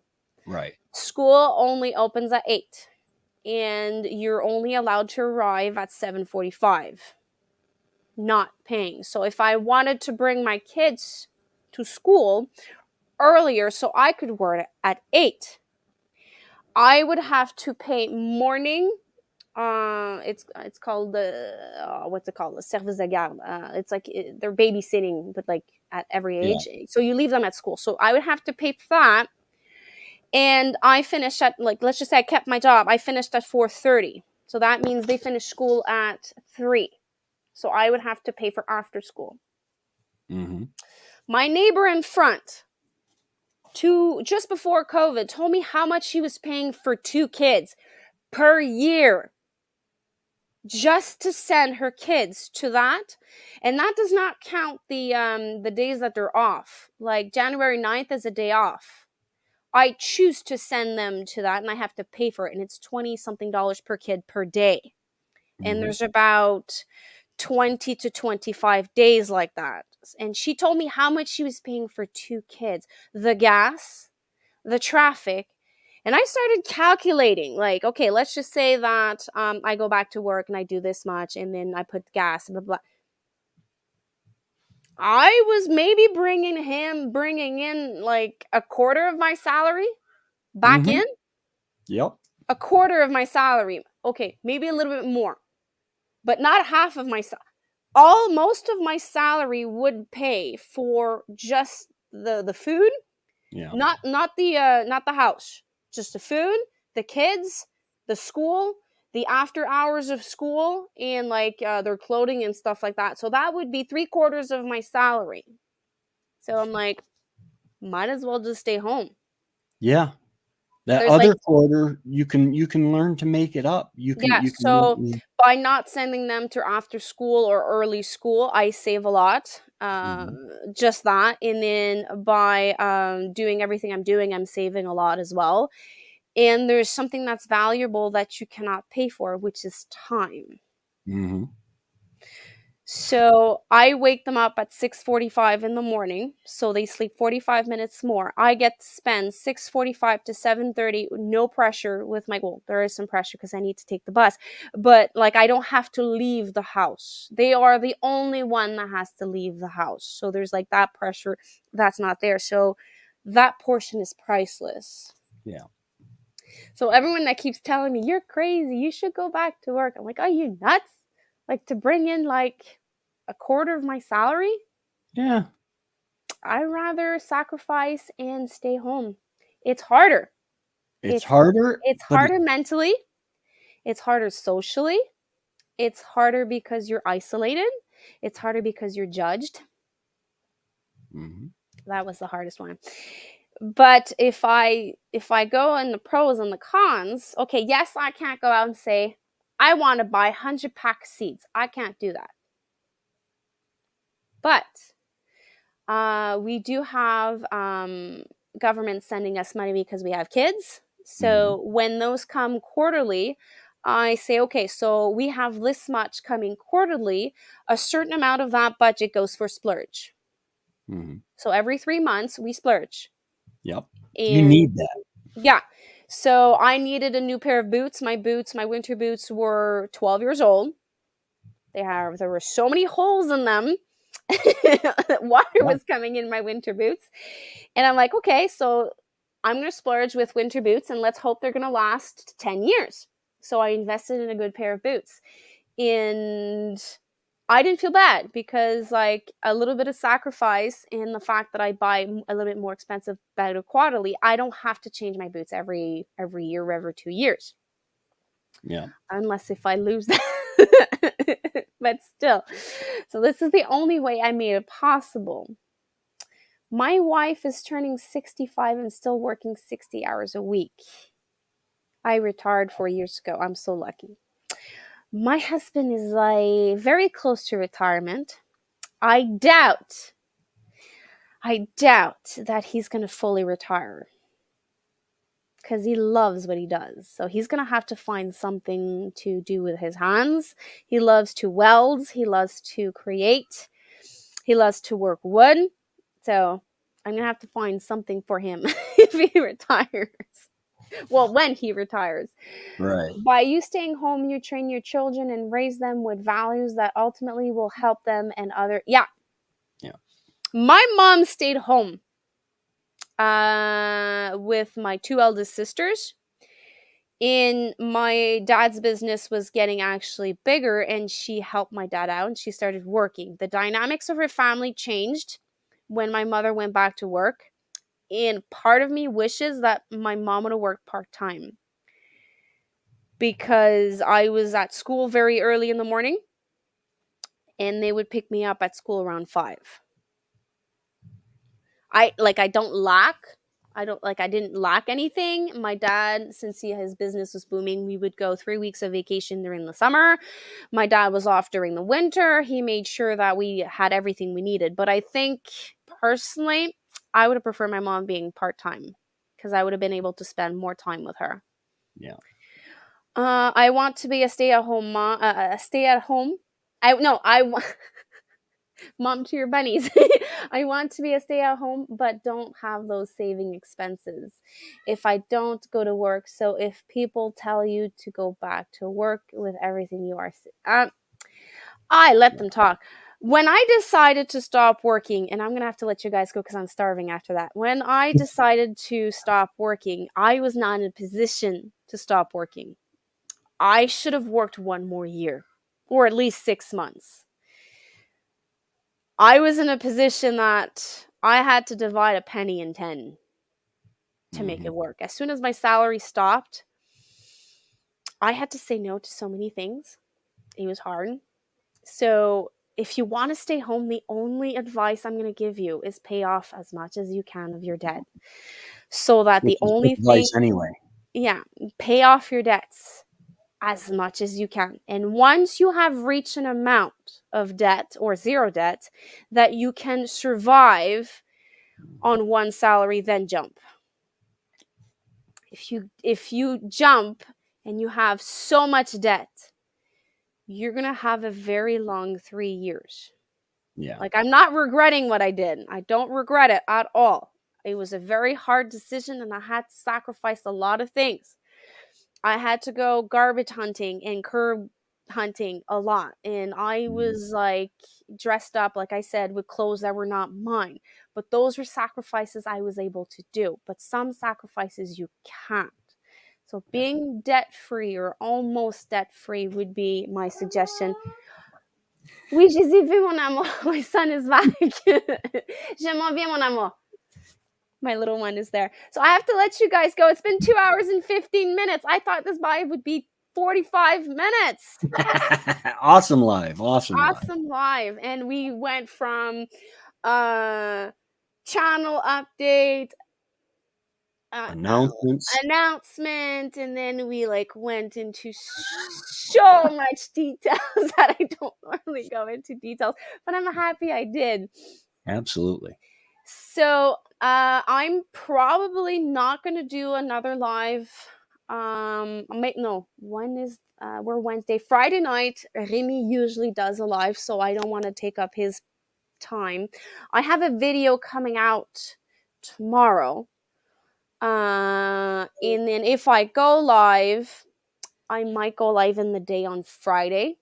Mm-hmm. And that will be like my either Friday or Saturday. I don't know yet. So maybe once or twice more before the year's end. But I do promise I'm going to give out my numbers on January 1st. And if I forgot saying that, I will smash a pie, whipped cream pie in my face live on my channel if I qualify. And I need to qualify before the 24th of January because I'm celebrating with a tattoo. So if it doesn't happen by January 1st, like it has to happen kind of before January 24th. Just, wink. So thanks again for popping in, Tracy. This was a blast. Thanks for everyone that came in, and we'll chat soon. All right. Bye, We'll everyone. see you later.